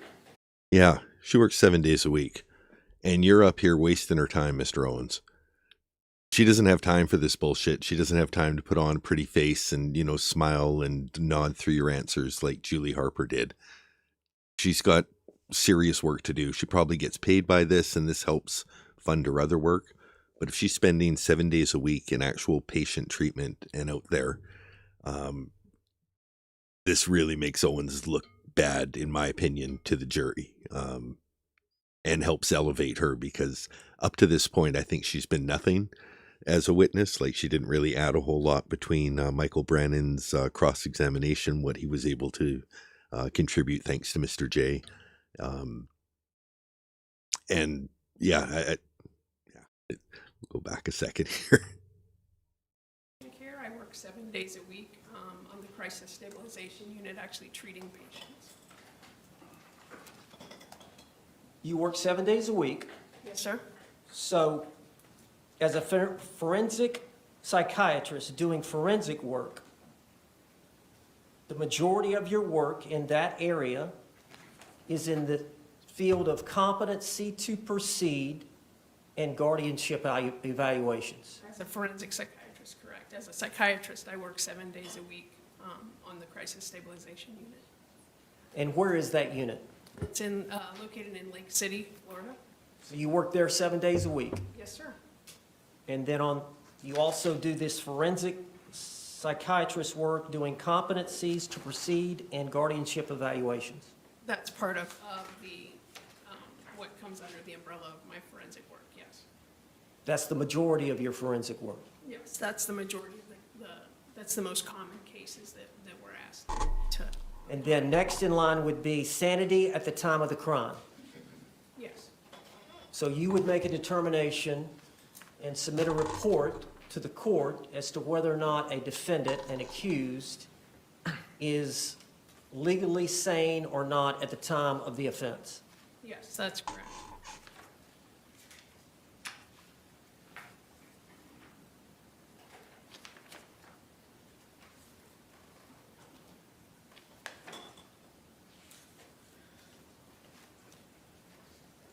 Is it fair to say that you also testify weekly as a treating physician through Baker Act Court? Yes, that's correct. Every Thursday, we have Baker Act hearings with regards to our individuals who are being held in our crisis stabilization unit. Is that in Gainesville or Lake City? No, sir, that's in Lake City. Now, Lake City from here is north of Gainesville?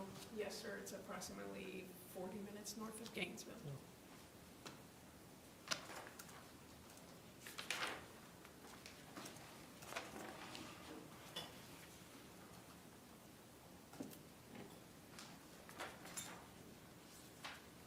Now, I believe you said you've testified in battering spouse situations in court approximately 5 to 10 times? Yes. Is that correct? Yes. Is that correct? Yes. And you often refer to that as intimate violence cases? Yes. Where are you going with this, Mr. Owens?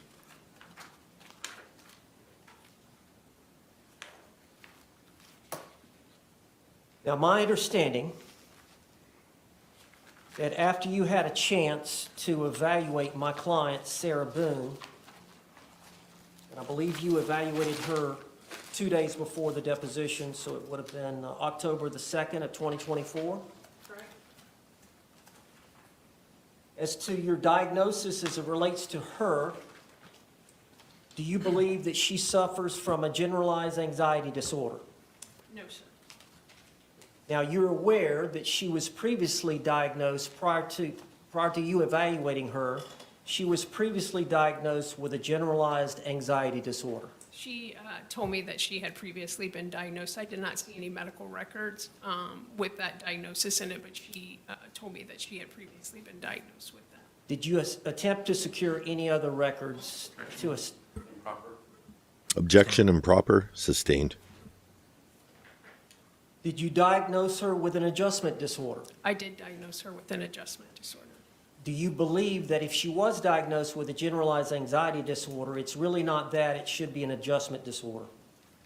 A lot of the symptoms overlap for the two diagnoses, and we see that quite often, that the different diagnosticians or physicians come up with different diagnoses based on a conglomerate of symptoms. So it's not uncommon for the two diagnoses to overlap based on the symptoms. Do you agree back on October the 4th, 2024, when I took your deposition, that you could not make up your mind at that time whether she suffered from generalized anxiety disorder? For reference, they say back on October 4th, that would have been 20 days before this testimony. This is October 24th, 2024. Or an adjustment disorder? I had not made a clinical decision at that time. I hadn't reviewed all of my documents at that time. When did you make a clinical decision that she suffered from adjustment disorder as opposed to generalized anxiety disorder? It was probably within the next week when I was reviewing all of the, going through all of the documents in her interview more thoroughly. Dr. Werner, did you agree you did not notify me? Judge, may we approach? Yes. All right, let's hear the approach. I'll leave the zoom on so you can see all the eye rolls. Mr. J, I didn't ask her for any of these opinions, so I don't see the relevance. What are we doing, Mr. Owens? And it's improper. The questions, she's making opinions here today in court. Then there's another way to ask it. When she told me, there's another way to ask it. Hey, this is the first time you've rendered this opinion. You did not render this opinion in your deposition. There's other ways of asking other than saying, hey, we agreed and you lied, or anything along those lines. She said some things in deposition that she would notify me, or notify the state attorney, if she had a change in any opinion. She failed to do that, Judge. There was no change. There was no change. We've been over this. Judge, at the time, let me get the transcript. Mr. Owens, I don't need a reread of the deposition transcript. You've provided it to me. I'm familiar with the portions that you're relying on. Mr. J, Judge, it's improper for him to ask about opinions that I did not, then cross-examine her on them. Had I wanted to get her opinions on these things, I would have sent her all of these records that we have. And I didn't want her to delay the trial when she gave me the opinion that battered spouse syndrome didn't matter in this case. So I forgoed giving her the additional records so that I could get valid opinions, and now he's being allowed to ask about these opinions and then cross-examine them on her. It's improper. The court says, the question before the court is improper. That's pending right now. I find improper.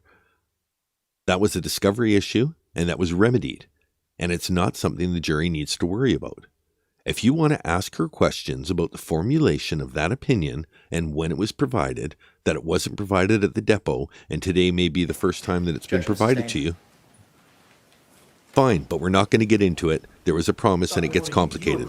I'm not going to do it. Objection sustained. On October the 4th, you had questions, in all honesty, about whether or not you felt like Sarah Boone suffered from a generalized anxiety disorder versus an adjustment disorder. I was leaning towards adjustment disorder secondary to her being in the correctional setting, and I think I said that in my deposition.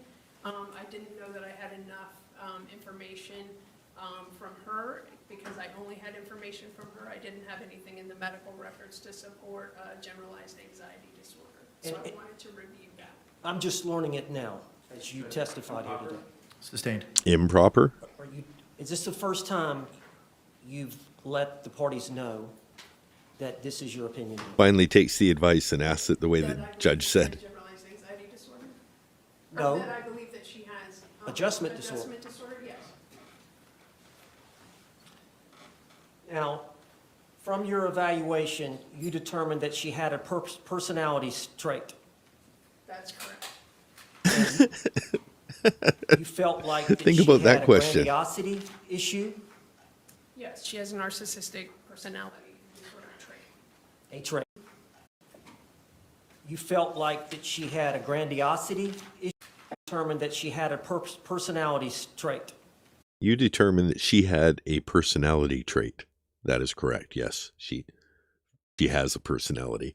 I know you can see her sitting here looking at us without personality, but she does possess personality traits, despite the fact that she obviously has no effusive personality of her own. That's correct. And you felt like that she had a grandiosity issue, Yes, she has a narcissistic personality disorder trait. a trait, one trait. Correct. Do you Not just one, but that is one that she has, for sure. agree a lot of people have one trait? Yes. Oh, yeah. Okay? A lot of people have a grandiosity trait. I think Mr. Owens may even have a bit of a grandiosity trait. Yeah, that's correct. That are not narcissists. I never said that she was a narcissist.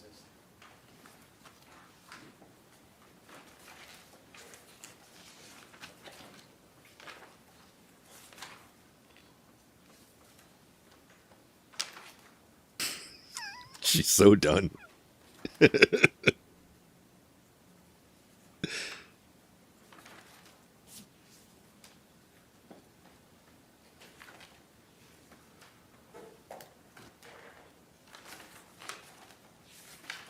Flip your pages, Owens. Ask me about something else that I said.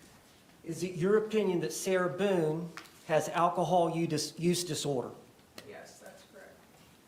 And are you forming that opinion based on Sarah Boone's admission to you that she was an alcoholic? I'm going to refer to my notes for her. She has a history of being diagnosed with that.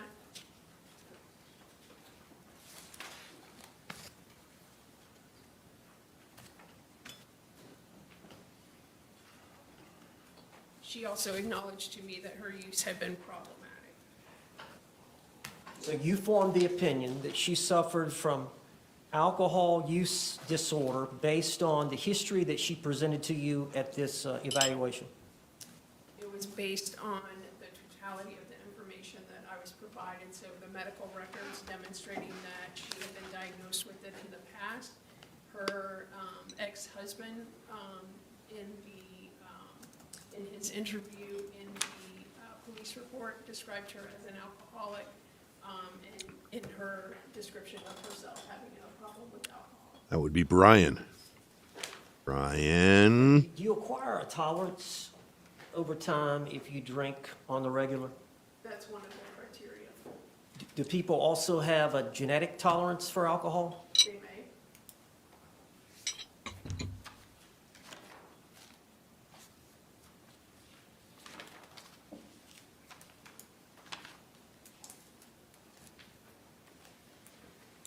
Now, as it relates to battered spouse syndrome, would you agree that that is a recognized syndrome in the psychiatric community?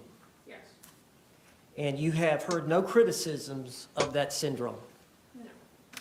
And you would agree that's a subset of post-traumatic stress disorder? Yes. And you would agree that Lenore Walker first developed the theory of post-traumatic stress syndrome? Yes. Now, I think at the time of this deposition, you were not sure you knew Lenore Walker. I don't recall that. Quoth the All right, look raven at nevermore. Page 54. Approach.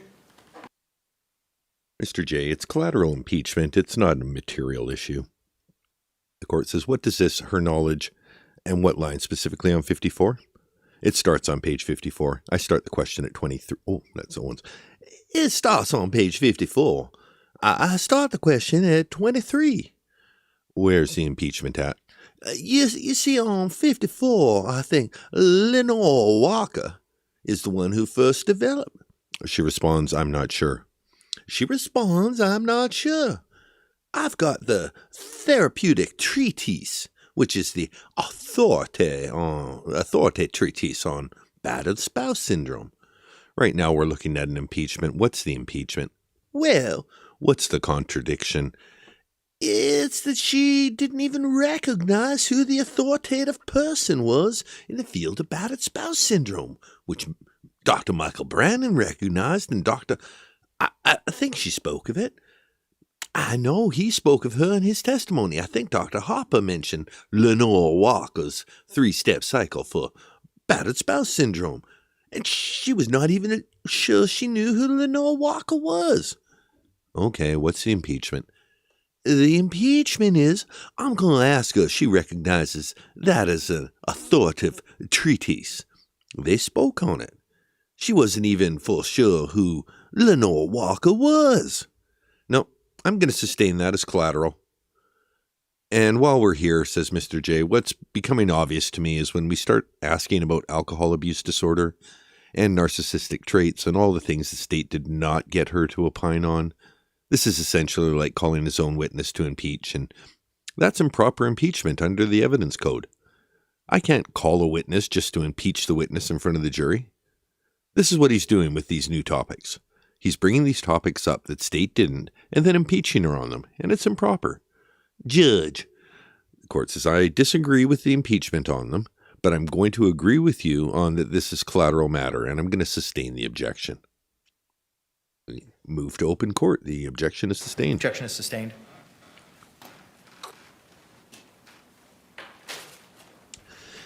Have another bite at the apple there, Owens. Recognize Lenore E.A. Walker's book, The Battered Woman Syndrome, as an authoritative treatise on battered spouse syndrome? I do not, because I have not read everything. I haven't read it, and so I can't say that I agree with everything in it.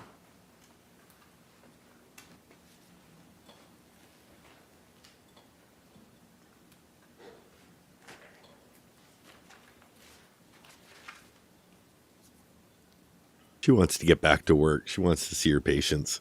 She's done with this.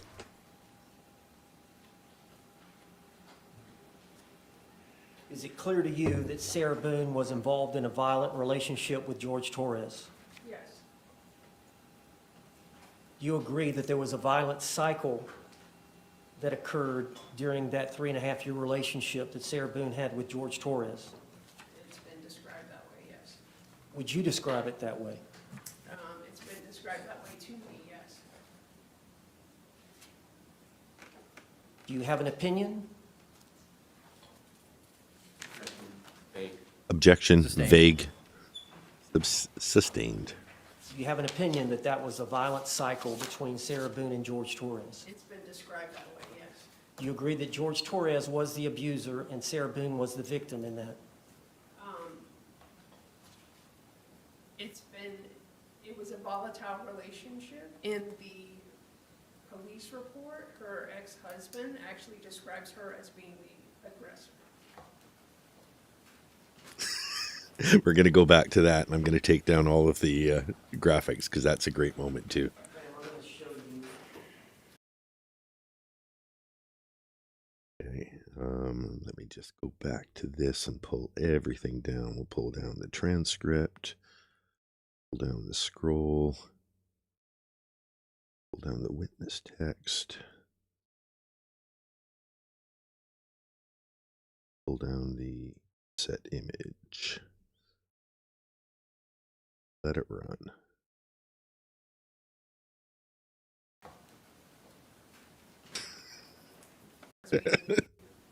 Police report, her ex-husband actually describes her as being the aggressor.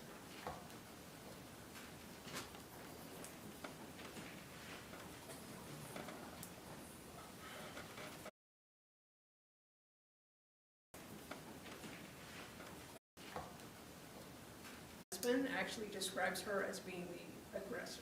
Police report, her ex-husband actually describes her as being the aggressor. Police report, her ex-husband actually describes her as being the aggressor.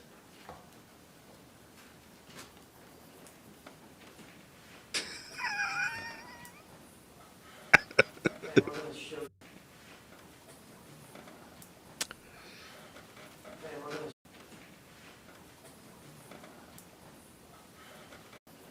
As being the aggressor.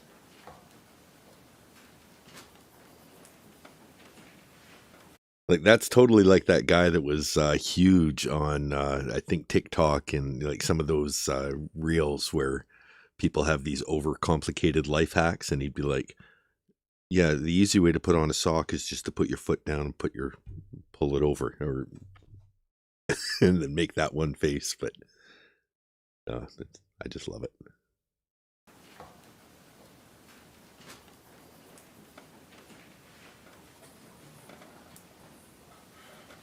Ma'am, I'm going to show you what's been identified as Defense Exhibit I. Have you ever seen this photograph? I have not. You see the injuries on Sarah Boone? I do. Oh, this is good too.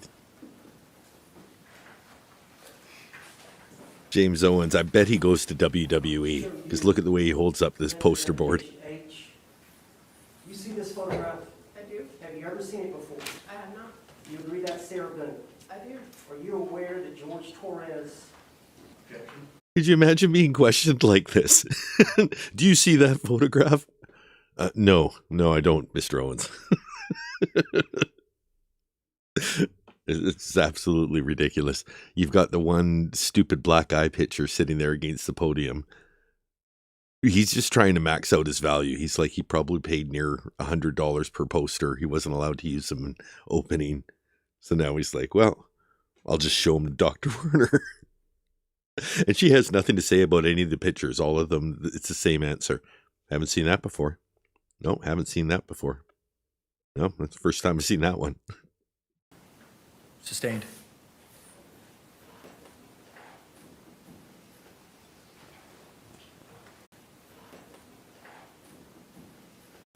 Sustained. Are you aware that George Torres? Sustained.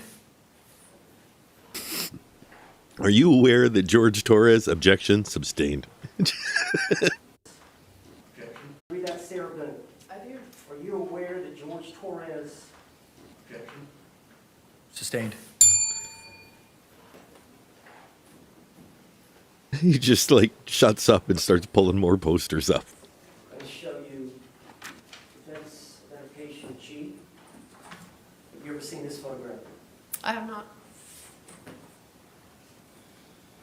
Did you ever read anything about George Torres using a curtain rod as a weapon against Sarah Boone? I don't recall that specifically. How about a garden claw? A 5-prong garden claw?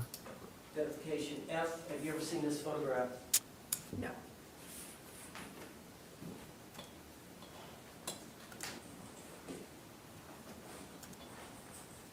Defense Identification E. Have you ever seen this photograph? No. Super Kelly G sees it. Yeah. It's like if I can use them 12 times, then it's only like $12.50 per use.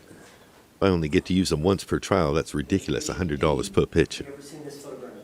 No. Have you ever seen a videotape relating to this photograph? No. Videotape relating to the photograph. Have you ever seen any Polaroids relating to this photograph?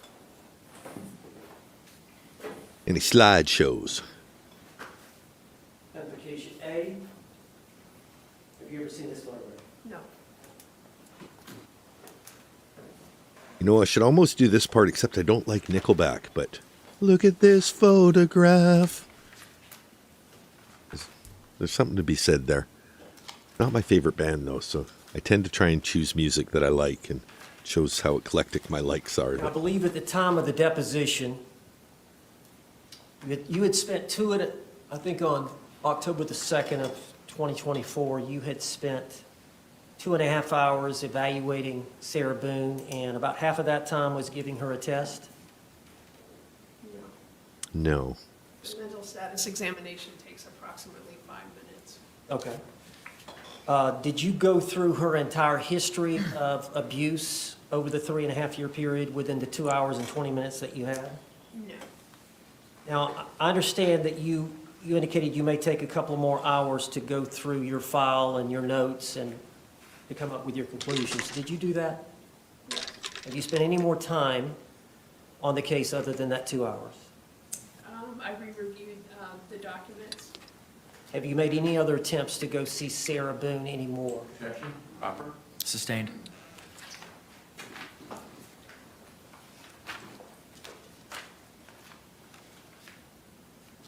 Because it's not her job to go and see her independently to flesh out her opinion. Like, as a state, she only gets one chance to visit with Sarah. Sarah doesn't have to agree to multiple interviews with the state psychiatrist. You agree that your opinions are subjective, not based on authority? They're based on my education, training, and years of experience. And you would agree they're your subjective opinion? Correct. Would you agree that Sarah Boone suffers from battered spouse syndrome? I do. Would you agree that battered women's experiences affect their perception of imminent danger? They can. Would you agree that victims of repeat violence may fear death in a situation others would not? They may. They may. We're going to take a quick second to pause and thank Kitten Pusher, who's both celebrating her own membership as 5-month member to the Fine and Dandies, but celebrated by giving out 5 memberships. So Punchable Babyface, who was here at the early part of the stream, Blue Sky 820, Fifi Muse, Christina Bingham, Mimi J10, you've all received gift memberships thanks to Kitten Pusher. Because someone suffers from battered spouse syndrome, they have a heightened sensitivity to danger. They may. Kentu Sukaroi, are you still here in the chat? Oh my god, I was so busy earlier. Kentu Sukaroi also being generous. 10 memberships went out. I gotta scroll back and see who got those. We'll just let You agree let her roll her eyes. people suffering from depression and anxiety are predisposed That was hours ago. to getting into a relationship with a partner who may be violent? They may. Each individual is different. Are they more susceptible to getting in a relationship if they suffer from depression and anxiety with a violent, intimate partner? They may be. They may.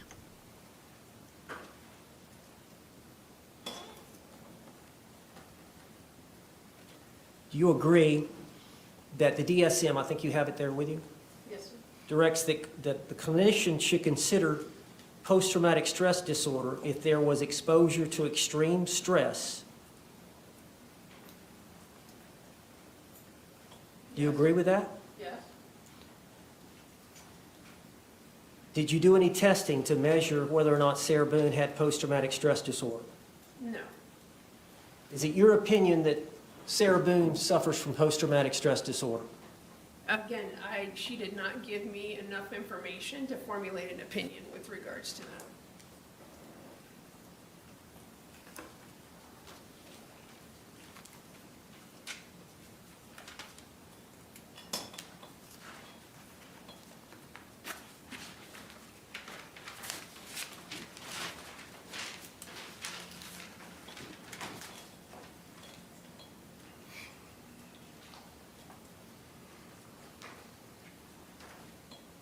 You agree that an intimate partner who commits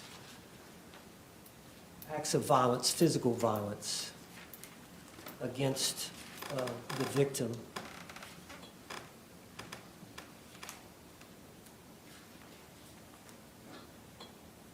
that could cause extreme stress in that individual?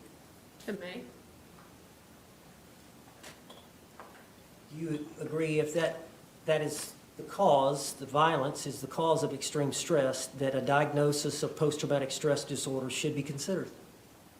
If they meet the criteria. They have to meet the diagnostic criteria. Do you agree that there is a sense of learned helplessness when someone suffers from battered spouse syndrome? Yes, that's part of the syndrome.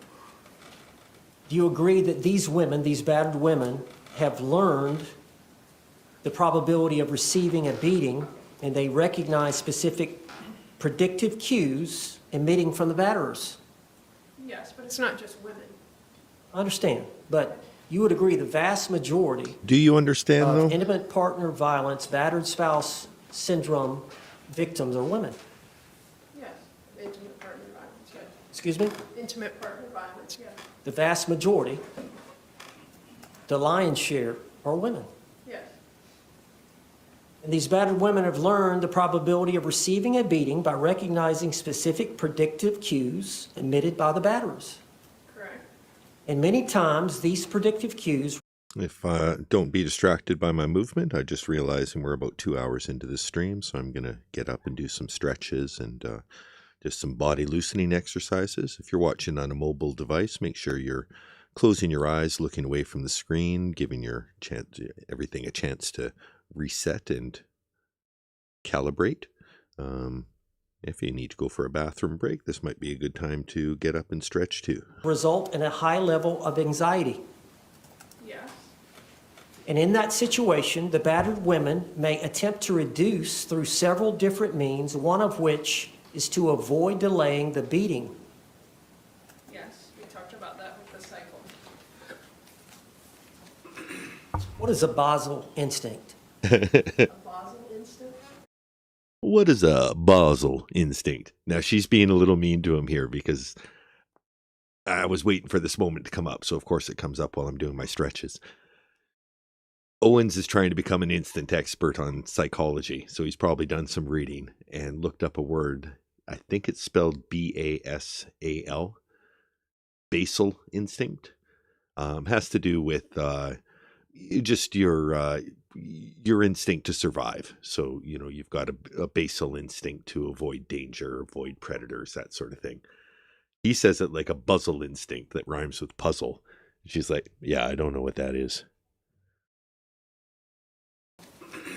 What is a Basal instinct? A Basal instinct? What is a Basal instinct? A Basal instinct? I have no idea. Primal fear? Primal fear is just being afraid. Is that So she even treats it like primal fear is a new question, that it has nothing to do with the basal instinct. You know, that's the only reason I understood it was from context right there, but she's done with Owens. is that a natural instinct that animals have? Yes, Fight or flight instinct? yes, You don't even think about it. correct.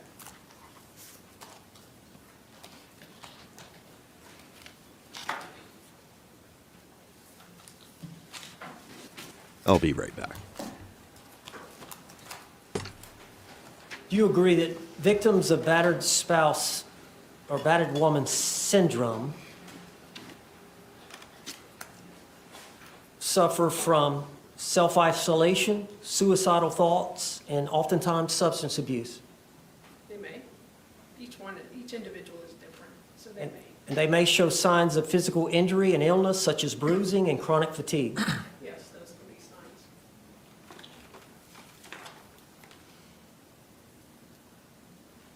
The syndrome, battered woman syndrome, is the psychological effects of living with an intimate partner violence.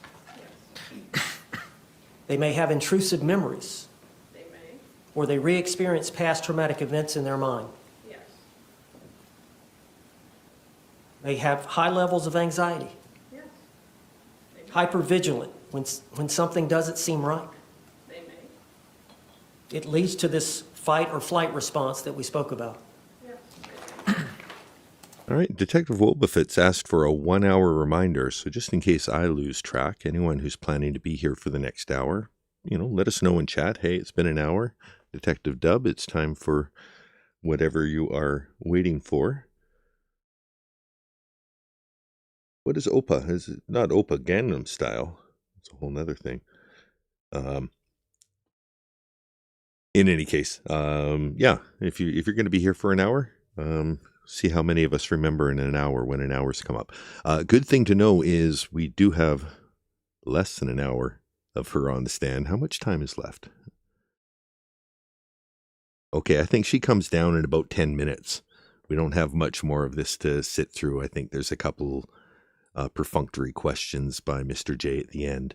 Then we get a little bit of a conference, but we move into the state rebuttal. So if you've been hanging on, it starts getting very good, the testimony. And I'm probably going to have to clip out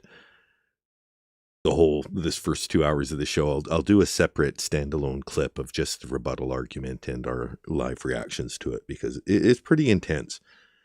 There's a few moments like when George is in the hallway upstairs cowering. My God, if he isn't emulating the exact shape he would have been inside that suitcase. And, I remember watching the trial, and a lot of the comments would be, I just don't get it. I don't get how that person could fit. And then you see, enough vodka for two people to have a good time. And poor George sitting there, literally folded as small as he can be to, avoid Sarah's wrath. They have problems with sleep. They may, They often go into denial, they may, minimizing what is happening to them, They may. numbing their emotions. some of them. Disassociation. A battered woman may often develop a defense mechanism of being able to psychologically detach from their body during the traumatic experience. Back's not in. Sustained.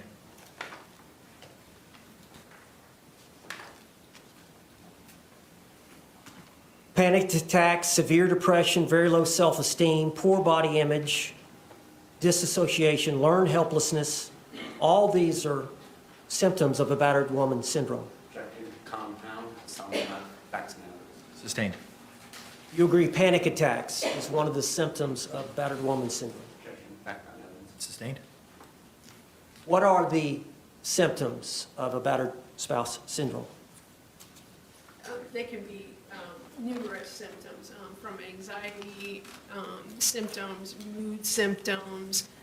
They can have psychotic symptoms. It can be any vast majority of symptoms. Substance abuse symptoms, any vast majority. Do you agree fear is a symptom? Yes, Somebody in a constant state of fear. maybe, yes. In terms of the abusive partner, do you agree that they would hit the victim, Some of them, yes. kick the victim, They may, punch the victim, they may. Punch kick the victim. All different forms. choke, They may, burn, they may, destroy their belongings, they may, use weapons to hurt them, they may, threaten to hurt them, their children, or their pets, they may, take their car keys, they may, take their debit card, they may, take their vehicle, they may, control where they go and who they see, yes, they may, force them to have sex when they don't want to, yes, they Even may. sodomy.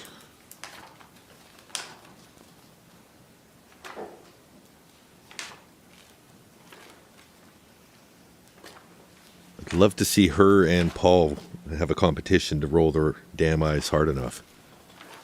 They would be the finalists in any major bracket anyway.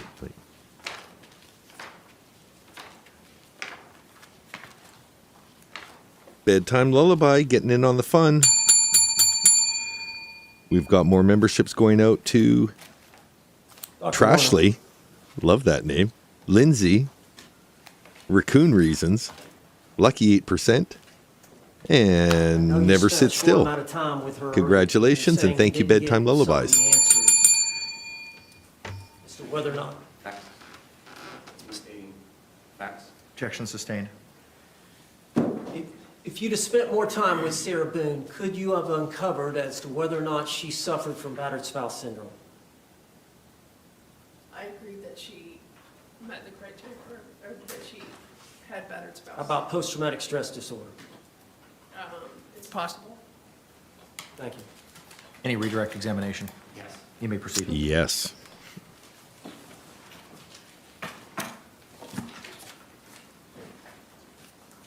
In your decades of experience, have you ever treated patients that suffer from trauma disorders? Yes.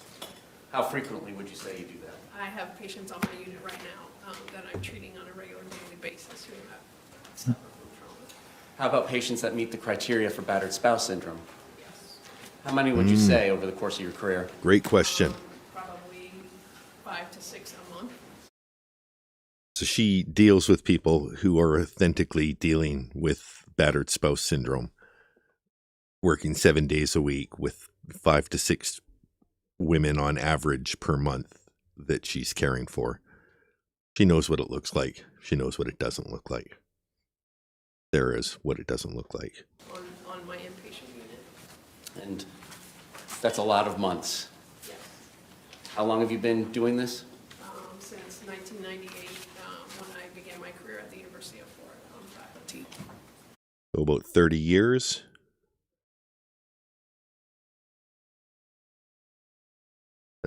That's a lot of time.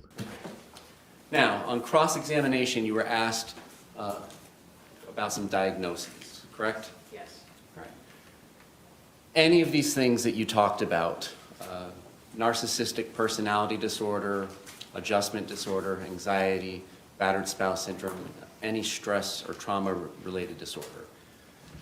If the state wanted to ask you those opinions, would you have been receptive to more materials before making any opinions about those topics? Yes. And is it your testimony today that you don't have enough information to necessarily make a complete and proper diagnosis on any of those things since you have not been provided those materials? Correct. Now, you've testified that she does meet the criteria for battered spouse syndrome. Yes. But you would be receptive to any evidence that you were provided, right? Correct. Hey, Phoenix Rising, welcome. We're just about to Going get to the back rebuttal. what you testified to on direct. We're almost done the the state asked medicine. you your opinion about this case. Everything that you just talked about with Mr. Owens, does that change your opinion about whether or not battered spouse syndrome is applicable to the facts as Ms. Boone relayed them to you about this incident? No, not at all. And why is that? Because again, she just. Objection, Judge. The court says legal grounds. Mr. Owens says, well, her answer is legal grounds. Asked and answered. She's going to rehash it again with that battered spouse and post-traumatic stress do not apply because her conduct was not one that she's facing. Any response? I'm asking her based on all the information that was just conveyed to the jury and all the questions and answers that was given that wasn't asked in direct because it didn't happen. The objection is overruled and asked and answered. Yeah, got done that one early. Objections overruled. Based on your conversation with Mr. Owens, you've indicated that your opinion did not change, and now would you answer why? Yes. So based on my interview with her and the way that she described the incident to me, and that they were laughing and having a good time, it didn't play into relaying any kind of triggers or any kind of trauma. And I'm showing you what has been marked for identification purposes by the defendant as I. Does this photograph inform you as to what happened? No. Does it inform you as to who was the aggressor? Love Mr. J doing this too. He loves Page for repurposing identification. the exhibits, and it's like, and this photo, kind of useless from an evidentiary point of view. Would you agree? Yeah, I agree. And this photo, no good to help you diagnose a patient, right? No good. Okay. Let's just look at all these photos. We want Mr. Owens to get his value. Same questions. Does it inform you as to what happened? No. Does it inform you as to who the aggressor was? No. Same questions for G, No. F, No. Even the cameraman doesn't want to show the pictures anymore. It's like, yeah, the pictures are stupid. I'd rather show her reaction to them. D, No. and A. No. If those specifics as to what happened and who was the aggressor is Would have been hilarious if Mr. J was holding him up like Mr. Owens did. Have you seen this picture? dependent upon the credibility of somebody, would you want to take into account all the things that can make a person credible or less than credible? Yes, you would want to take that into account. And you talked about alcohol use disorder. Would you take that into account if somebody is under the influence of alcohol or had been consuming alcohol when they relay a history as to things that happened? Oh, what happened there? I'm going to object. Approach. Legal grounds. Judge, it's beyond the scope of cross. I asked her if she suffered from alcohol use. I asked if she suffered from alcohol use disorder. I didn't ask her whether alcohol use disorder affected her decision-making as it relates to the facts relating to whether or not she had or felt she had an imminent threat from George Torres. Any response? Judge, this is going into the pictures that were shown, and I'm cross-examining the cross-examination. And what's pertinent is the history that's provided. A photograph doesn't tell you what happened, and the credibility of the historian is at issue here. There are facts and evidence that when she provided these histories, that she was under the influence. Objection is overruled.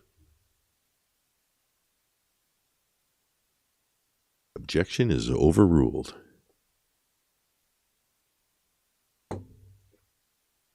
Objection's overruled. Would you consider somebody's alcohol use and level of intoxication in evaluating the credibility of them as a historian? Of them as a historian. Use and level of intoxication in evaluating the credibility of them. Oh, hold on. What is going on here? I haven't done too much of this table looking. What is on Owens' table? Is that Sarah's artwork? I'm using the comma button. Comma lets you do a frame advance. I knew that one because I was trying to grab pictures of things. That looks like artwork.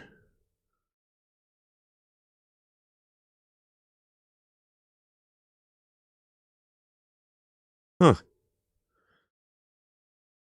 Is this the artwork of a battered woman, in your professional opinion? I don't analyze artwork, Mr. Owens. Of them as a historian.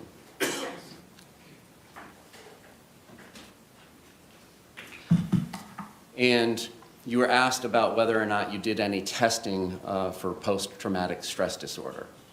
Correct. And you didn't. Correct. You already indicated, however, you believe that Ms. Boone meets the criteria for battered spouse syndrome. That's correct. Again, that doesn't change your opinion that you gave when talking with me on direct examination. Phil for Dom Russo points out that she's starting with coloring. She's moving on to puzzles after lunch. Asked and answered. Overruled. Got a lot going on in her mind lately, and that's why James Owens got her the puzzles and the bings. Specifically about this question about the testing that you did not perform.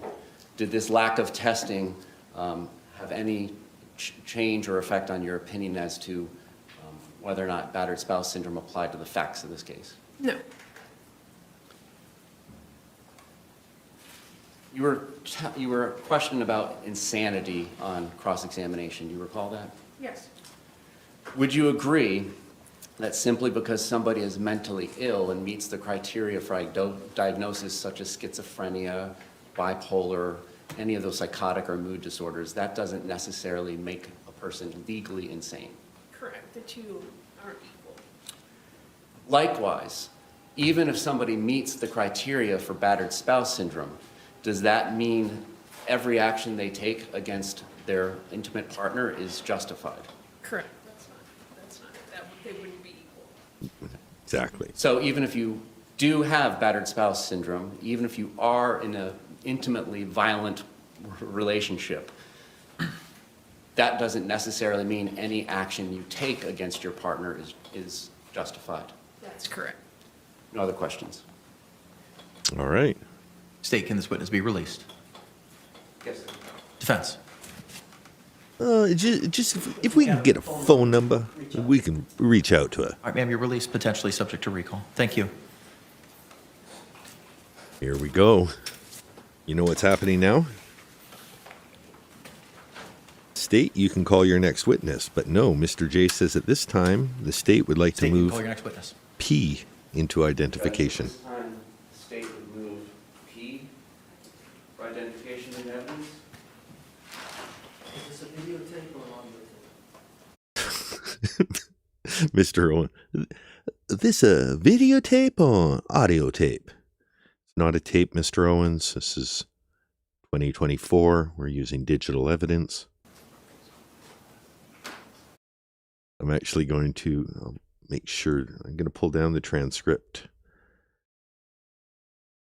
I frame it. I want you guys to be able to see the full interaction between Owens and Mr. J here. So yeah, maybe we'll do something like that. Is this in the background? Huh. Something in the background of my shot, but that's fine. Okay, we'll move Mr. J and Mr. Owens to the center of the screen, and we'll let this play out.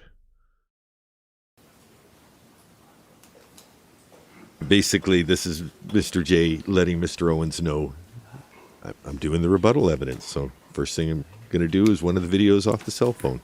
I'm starting with P.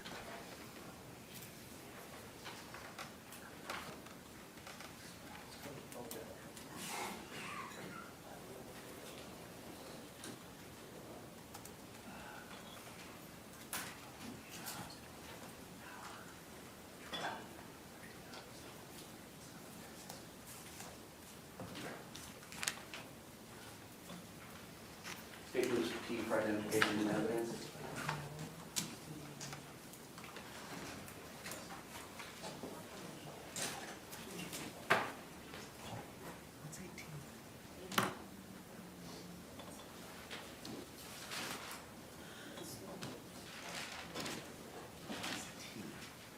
Got it. Okay. Any objection to what was pre-marked as P? It smells like piss. Counsel? Any objection to what was pre-marked as P? Permission to publish? No. He's offering it in evidence. Any objection? No objection. All right. What was pre-marked as P will be received into evidence without objection as states 21. It was almost like Owens just said some legal phrase without understand, like, oh, wasn't paying attention. Permission to publish? No, Mr. J is introducing evidence. Permission to publish? No. He's offering it in evidence. Any objection? Oh, the look. Mr. J gives a face palm when he does it, too. Counsel? Any objection to what was pre-marked as P? Permission to publish? No. He's offering it in evidence. The mic was almost perfect for that. Mr. Cacciatore's just letting his look sit on his face, but Mr. J can't help it. As P. Permission to publish? No. He's offering it in evidence. Any objection? Counsel? Any objection to what was pre-marked as P? Permission to publish? No. He's offering it in evidence. Any objection? No objection. All right. What was pre-marked as P will be received into evidence without objection as states 21.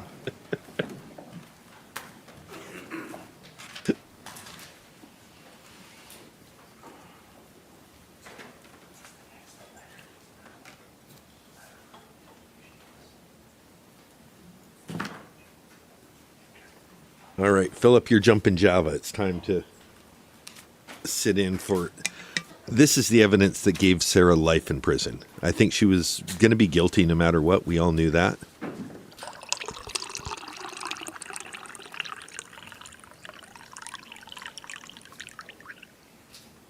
But fill up your jumping Java, because we've got about 4 hours of rebuttal, and I'm not going... We're going to stay through all of it.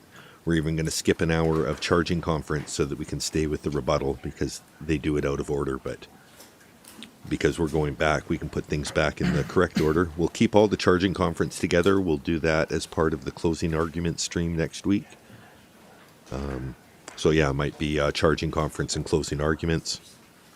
And then we'll do sentencing and verdict and that sort of stuff the week after that. For identification, be given Victor. Any objections? No objection. What was pre-marked as V will be received into evidence without objection as states 22. May we approach? Yes. Okay, what's the approach? Yes, Mr. J. Based on my estimation of the portions of the videos that I want to show and an estimation of how long I expect on reading some of the text, should take me to about 5 o'clock. I understand some of the jurors have to leave at 5:30. Correct. So I don't know if it was a good time for a break before I start them or not. Sure, yeah, I'm fine with that. We'll make it short. We'll make it 3:05. Okay, thank you. Members of the jury, it's 2:52 in the afternoon. The next part of the state's presentation are going to be some videos. Members of the jury, text. it is 2:52 in the afternoon. The next part of the state's presentation are going to be some videos and other things that will be read to you that may take a little bit of time based on the length of them. So we're going to go ahead and take our afternoon break at this point in time. Similar instruction I've given to you over the last couple of days. Please do not conduct any independent investigation or research if the person, places, things, or charge involved, and do not have any discussions with anyone or amongst yourselves about those things, and we'll bring in 5 after. Thank you. Yeah, for as boring as the early testimony was, I think we had a lot more fun than I was. Well, I knew we'd have fun, but I thought it was going to be dry. I knew the beginning was going to be tough, but I knew once we got to the rebuttal, the evidence would speak for itself, res ipsa loquitur, as it were, and I could take a bit of a break. But, well, we'll still have commenting. But there's certainly less transcripts and less objections because it's just letting the evidence be what it is. State, anything we need to talk about? No, sir. Defense? All right, we'll be in recess till 5 after. Thank you. All right, so we'll get 12 minutes of our lives back. We'll do a quick shout outs to all the people in the stream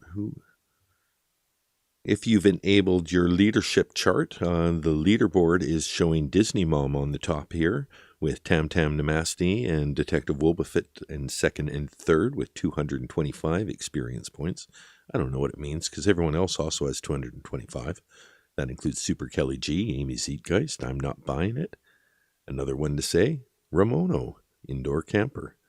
Phil for Dom Russo, Dabs for Dummies, Kelp S, Kelya, Green Man, Beth the Salesman, Punchable Babyface, Kathy Callie, Aaron Lives Here, Goddess of the Hunt, Charles Grieve, Hairball Yarn, Sharon Touch, Jane Crow, Kentu Sukroi, Margaret Adams, Suze What, Victoria Carmen, Fractional Felines, A to B, Fletcher Boy, Dorgan, Candace, Laura Ann, LCB, Kitten Pusher, Phoenix Rising, Barbecue Queen, Ketty and Lagaher, Bella's Mom, Seba, Edie Beatty, Deb Richardson, Paige, Tammy Sellen, Mrs. Just My Opinion, Jesse Bees, Blue Giraffe, Shallow Pockets, and Greg Ad. Thank you all for engaging with the leaderboards and being a part of the chat. And a big hello to everyone else who doesn't happen to be on the leaderboard. You're number one in my heart.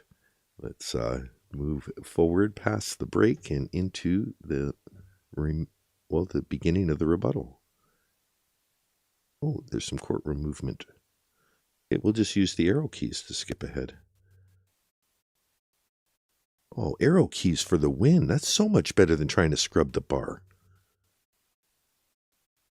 Love the arrows. I can't believe I've been doing this for this long and not use the arrows. My God. Okay, that was Judge Krenic's head. That's why everyone slowed down. Okay, there's Officer Pink Cuffs. Sarah sitting at the table. If you just give me your papers, I can fold them, I can shuffle them, and I can organize them for you, Mr. Henderson. I don't need my papers organized, Ms. Boone. But I'm really good at shuffling, and if you give me like 4 or 5 papers, I can wrap them against the table and get them to a nice right angle. And I don't really have much to do here. If I'd love to have some papers. If you gave me some papers, then I could shuffle papers instead of just sitting here. I just want to be like a real lawyer. You guys shuffle papers all the time. Ms. Boone, I only have so many papers, and I need to be reading them. If I give you my papers, then I won't have papers of my own. I understand. I'm not trying to be mean, Ms. Boone. I know you've fired attorneys for less. Was that a sigh? No, Ms. Boone, that was not a sigh. I just was breathing heavy. I have a heart condition. Okay, I understand. How do you think we're doing? We're winning, right? Ms. Boone, I wouldn't say we're winning as much as we haven't lost yet. Okay, that's good then. That's good. I think, not losing, that's what I want to do. That's a successful outcome, right? Yes, Ms. Boone. Okay, so if we're getting a successful outcome, this is what I wanted all along. I told them when I was pro se that I had no chance to be a successful outcome, but now that I've got you and the glam squad behind me, I mean, everything's turning around. Everything's coming up, Sarah. Sunshine, lollipops, rainbows, da-da-da, da-da-da-da-da-da. Ms. Boone, you shouldn't be singing sunshines, lollipops, and rainbows in chord. I understand. Ms. Boone, if I could just read my notes in silence, it would help me prepare for what's coming next. But I thought they're just showing videos. You don't have anything to do now, do you? There's no reason you can't be talking to me constantly. I'm right here beside you. Ms. Boone, I need to just create some personal space between the two of us right now. I'm just going to push my chair back. Talk to anybody else possible, please. Shelby. Talk to me, babe. Talk to me about something. Talk to me about anything. Oh, my God. You hear this, Ms. Boone? Yeah, she can hear you right now. Right. Just keep talking to me. Okay, well, we can talk about what kind of makeup tips we did. Okay, I that's all I have for that. Went a little longer than I expected. Sunshine, lollipops, rainbows, da, da, da, da, da. We're together. Oh, lollipops. That's going to get me demonetized. I got to stop that. Mr. J just lurking in the background there. Silhouetted against the blinds. It's a strong pose. That's power.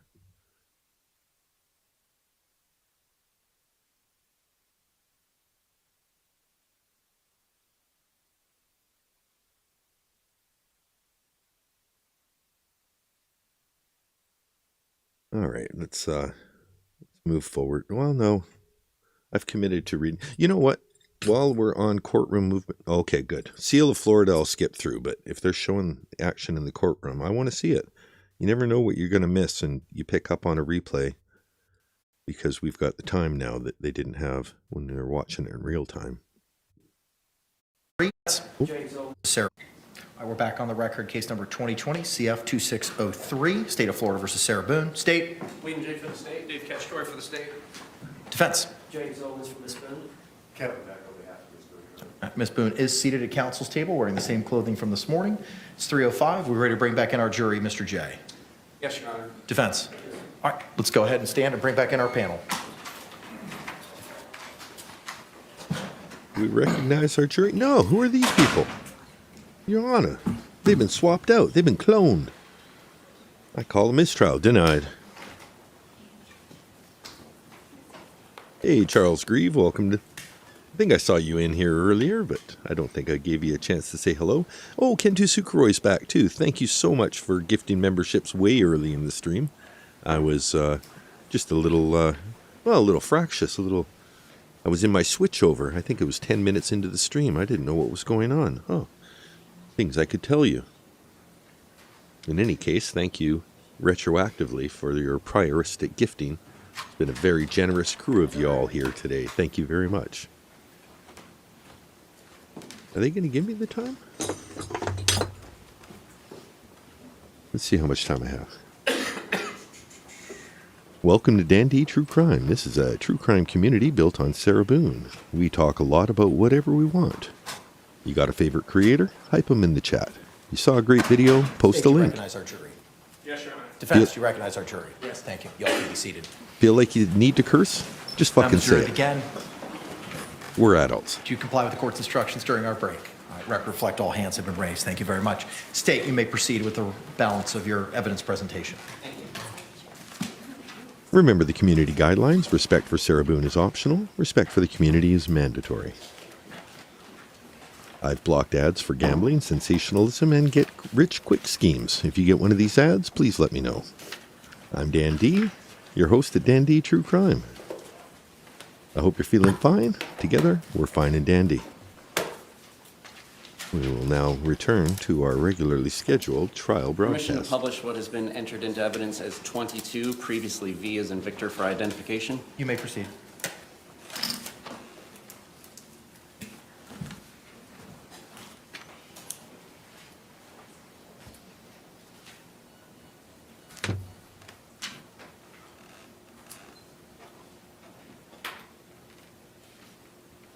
Oh, except Beth of a Salesman, she does not have to show respect for the community. She's grandfathered in. There was a bit of a misunderstanding on the Betty Broderick streams we were doing back in April. They're fun to watch. They're great for a rewatch. But yeah, Beth of a Salesman has earned a bit of a grandfather clause. Call it, grandfather clause. That's fine. I don't care about being paternalistic. I'm a This man. Exhibit 22 has 5 folders on it. It is a DVD. Going into the first folder, OCS. So if she's a little disrespectful to you in the community, just consider it a badge of honor. If you've been Beth, then you've been welcomed. So 18-067501. Counselor, are these audio or video files? This first one, Your Honor, is going to be a video file. Okay, let's go dim the lights, please. Thank you. And Hit the for lights. purposes, I'm going to dim my own lights for this this. file name ends with 0154-2. You may proceed, sir.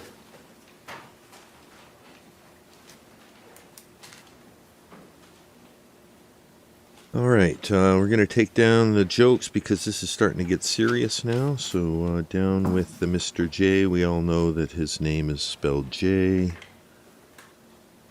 I will maybe even shrink myself a little bit. Take it down.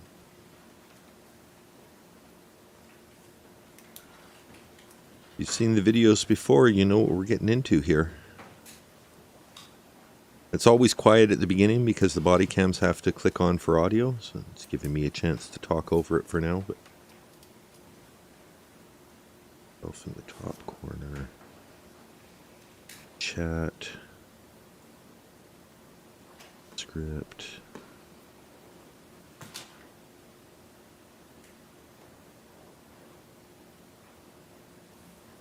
For a year and a half, and he's going through a whole bunch of shit. Pardon me for saying that. No. Pardon me for saying that, but like, oh man. Oh, man. On my ass tonight, and I'm not having it. Okay. I got kicked in the face. Okay. I did not. Oh man. He let loose on my ass tonight. Let loose on my ass tonight. Who's she trying to emulate? She doesn't talk like that. She got somebody in the complex that she's, she definitely doesn't use that inflection normally. Let loose on my ass tonight. But like, oh man. He let loose on my ass tonight, and I'm not having it. Okay. I got kicked in the face. I got kicked in the face. Kicked in the face. Kicked in the face. That you know if there's no guns, anything in there? No. No, ma'am. Baby, you guys are doing your job. Alright, stay right here. Yeah, right here.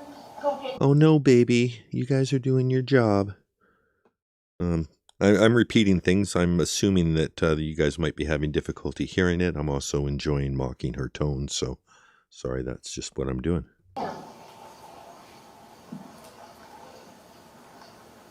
swear to God, they can do nothing. You guys stay great.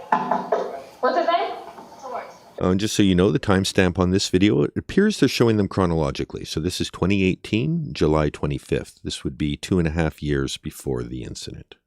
George, alright. There's nothing you guys can do right now. July 25th, 2018. Sarah's claiming that she's locked out of the house. George is inside. The doors are locked. I swear to God, I'm done with that too. He beat the fuck out of me tonight. And I'm done with it. I have to go to work tomorrow. Okay, you guys can hear Sarah loud and clear. I won't feel the need to transcribe re-say everything, but I will say some things. If anybody does remember Saturday Night Live in the early years, Garrett Morris used to do a thing where he would do one of the Weekend Update stories of Chevy Chase, but for the hard of hearing, and he would just like shout the stuff that you could normally hear. Our top story tonight. Our top story tonight. What's up, George? You want to talk to us? Go inside. Talk to you inside. And the one thing that you do notice about all the videos of George is how non-confrontational he is, how, unthreatening he is. Like, for anyone that's been a aficionado of body cam, on YouTube, true crime videos, you've seen a lot more aggressive people for, a lot less, like people who, are arrested for shoplifting that want to throw felonious assault into their charges. George is just the opposite. He's, respectful, quiet, meek. Yes, sir. No, sir. For the record, this is redacted. Are the videos in States 22 redacted videos? Some. Okay. You see my eyes? I do see your eye. Kick you in the fucking face. Okay, tell me how Kick me in the fucking face. it all went down from beginning to. Yes, my love. Okay. Okay. Yes, my so- love. Who the fuck talks to cops like that? Yes, my love. And that's why when I do the reading of her most recent letter in a flirty tone, I'll be embellishing on the words on the page and throwing in a few of those. Oh, 6th District, my love, please help me. We were having a really good day, and we went across the street to Muldoon's, and A really good day, all the way back in July of 2025. And it started by going across the street to Muldoon's. everything was feeling fine and dandy, and if I Everything was what? and everything was feeling fine and dandy. And we went across the street to Muldoon's, and everything was feeling fine and dandy, and the street to Muldoon's, and everything was feeling fine and dandy, and the street to Muldoon's, and everything was feeling fine and dandy, and if I talked to another guy because he left, came in there and I got so mad, so mad, so mad, so mad, so mad, so mad. How mad? Came in there and I got so mad, so mad, so mad, so mad, so mad, so mad. Came in there and I got so mad. Was it because Kim was there? Talked to another guy because he left. Came in there and I got so mad. Came in there. And this story also gets embellished too, because you'll hear, because I was talking to another guy to get a cigarette. If you go back to the trial testimony, she's like, I don't know what it was because I was giving somebody a cigarette. She wanted to paint herself as not a bum for cigarettes by the time she got to trial. So she changed it around to she wasn't bumming a cigarette, she was giving them. But she was also upset because George took her cigarettes and her car, left my ass across the street. So mad, so mad, so mad, so mad, so mad. Because I came in there and I got so mad, so mad, so mad, so mad, so mad, so mad. Because I asked for a cigarette from another guy because he took my license, my debit card, and everything. Cigarettes, everything. Took everything. Took everything.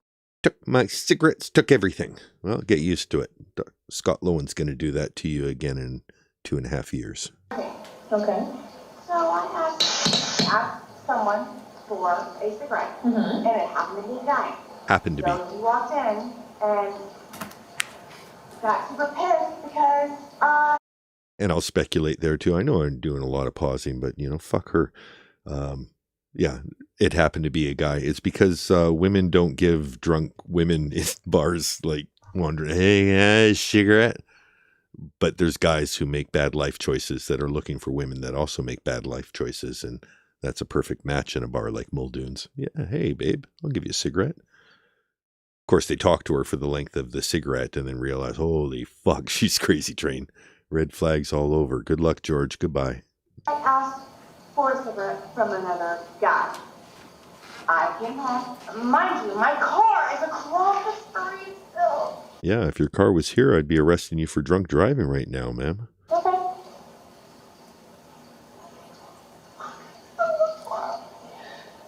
So you get home. Got to work tomorrow. It's one of her only days of work in the history of Sarah Boone's career, but it happened to be the day after the cops are coming. Go inside. Man, let loose. Never had a job, but every time the cops come, she has to work the next day. Okay. Elaborate. Go inside. Man, let loose. Okay. Elaborate. So you open the door. What happens from there? I'm a whore. He starts calling your name? Okay. When I say ragdoll, you know what that is? I know what a ragdoll is. Oh man, I was ragdolled. Okay. But I need In the you. face. Okay, I need you to elaborate. Like, you walk into the house. Did you start arguing? He started calling you names. You said he was. No, I walked out, I walked in and I walked to the back. I just wanted to smoke a cigarette and just go to sleep. I just literally wanted to smoke a cigarette and Just go to wondering. sleep. And then as you're making your way to the back, what I happened? got caught on the stairwell. Caught on You the got caught on the stairwell. stairwell. So he caught you on the stairwell. And what, did he get in front of you? Started confronting you, telling you anything? What happened?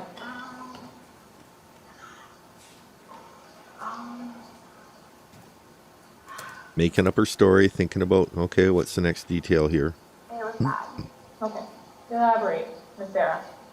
I need you to tell me exactly what happened so I can help you. My heart is like, I don't want him to get in trouble, but fuck, I'm tired of being beaten up. Okay. I understand I'm trying to help you out, but I know I you need, are, I know you are. I need you to elaborate a little bit. So, I swear in the to God. stairwell, Dragged me downstairs. Dragged- I went upstairs, Mhm. tried to get into bed. I just want to go to sleep. I just want to go to sleep. I just wanted to go to sleep. I didn't make it to bed. I didn't make it to bed. He caught me. I get into bed. I just want to go to sleep. I just want to go to sleep. I just wanted to go to sleep. Try to get into bed. I just want to go to sleep. I just want to go to sleep. I just wanted to go to sleep. That third eye, isn't that like, a little of the demon was coming out there. There was, I just want to go to sleep. I just want to go to sleep. And then the demon comes out on the third one. Like she summoned Beetlejuice. I just want to go to sleep. I just want to go to sleep. I just wanted to go to sleep. I. That's how she said the whole sentence the first time. Bed. I just want to go to sleep. I just want to go to sleep. I just wanted to go to sleep. Yeah, little of the real Sarah came out there for a second. I didn't make it to bed. I didn't make it to bed. He caught me in the upstairs. like in the hallway? Yes. Beating the fuck up. I'll just say that. Okay, what do you mean? Like, I see your eye. What, you said you kicked you in the eye. That's what I see. That's what I thought. Were you on the floor when he kicked you? All I saw was a Okay, heel. how did you get to the floor? Did he push you? Did he pull you? How? Normally what I do is, because he does it so often, I just go to the floor. I just go to the floor. So I'm pretty sure I don't really recollect. I went to the ground. I went to the ground. Okay. And then that's I'm when so he... sorry. I'm so sorry. No, that's fine. I don't mind. So you went down to the ground. Yes, that's what I do. Did he? That's what did I he do. do. What, do you recall which foot? Right. Right foot. Okay. Heel. His heel. Okay. And you say you've been On together the for... floor. Because I asked for a cigarette. Because he left my ass in my car across the street. Okay. You say you've been together for about a year? And across the street. I asked for a cigarette. Because he left my ass in my car across the street. The anger in that statement and then the calmness in the next one here. I asked for a cigarette.